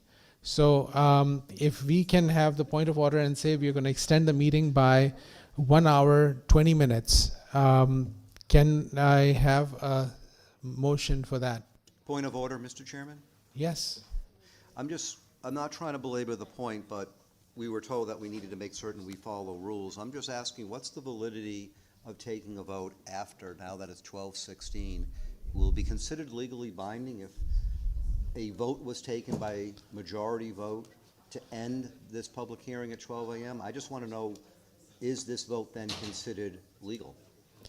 I don't know the answer to that. I want to listen to the people who are in the room. That's what I'm trying to do. So that's what I'm trying to do, but I think there's a It is a point of technical. order, so I'm just trying to find out what's the legal ruling. The public hearing ended.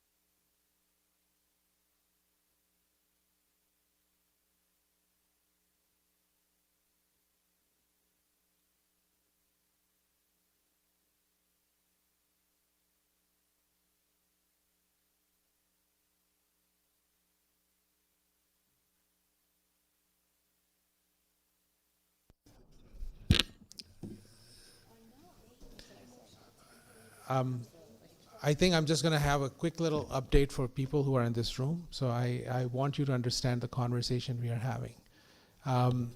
We were exploring before 12:15 to have a discussion if this should be extended. We were hoping, and according to some of our lawyers, the chairs can extend it, but our colleagues felt that you needed to actually have a point of order and have a vote because there was an earlier vote this morning.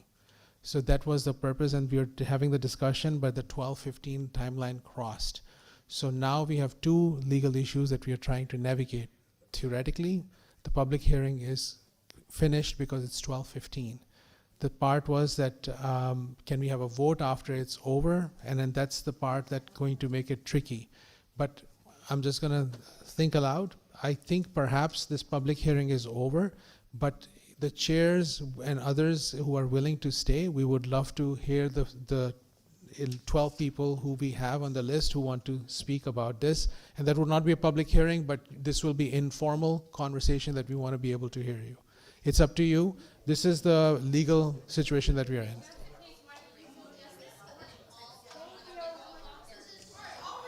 Point of order, Mr. Chairman. Can I ask a?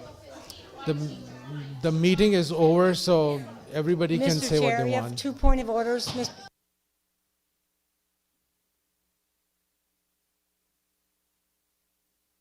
You all voted no this morning.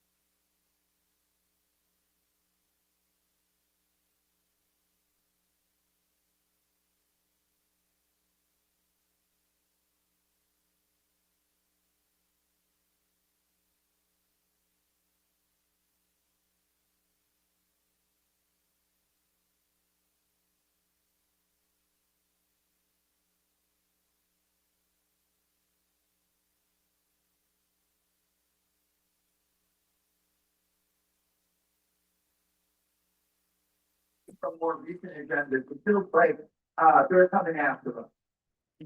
Thanks for the full figure.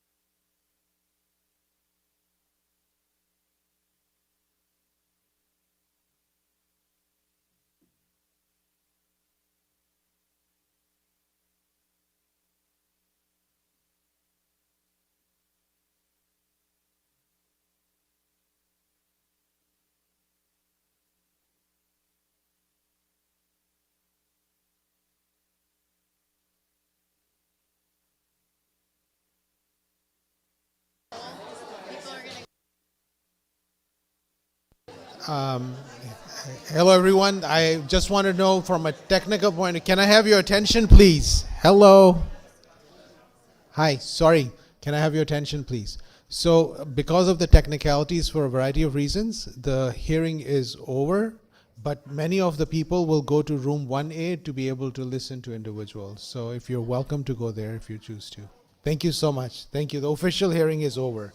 Thank you, everyone, for everybody who participated. We appreciate you. Thank you for your testimonies, the 6,000 some testimonies. Thank you.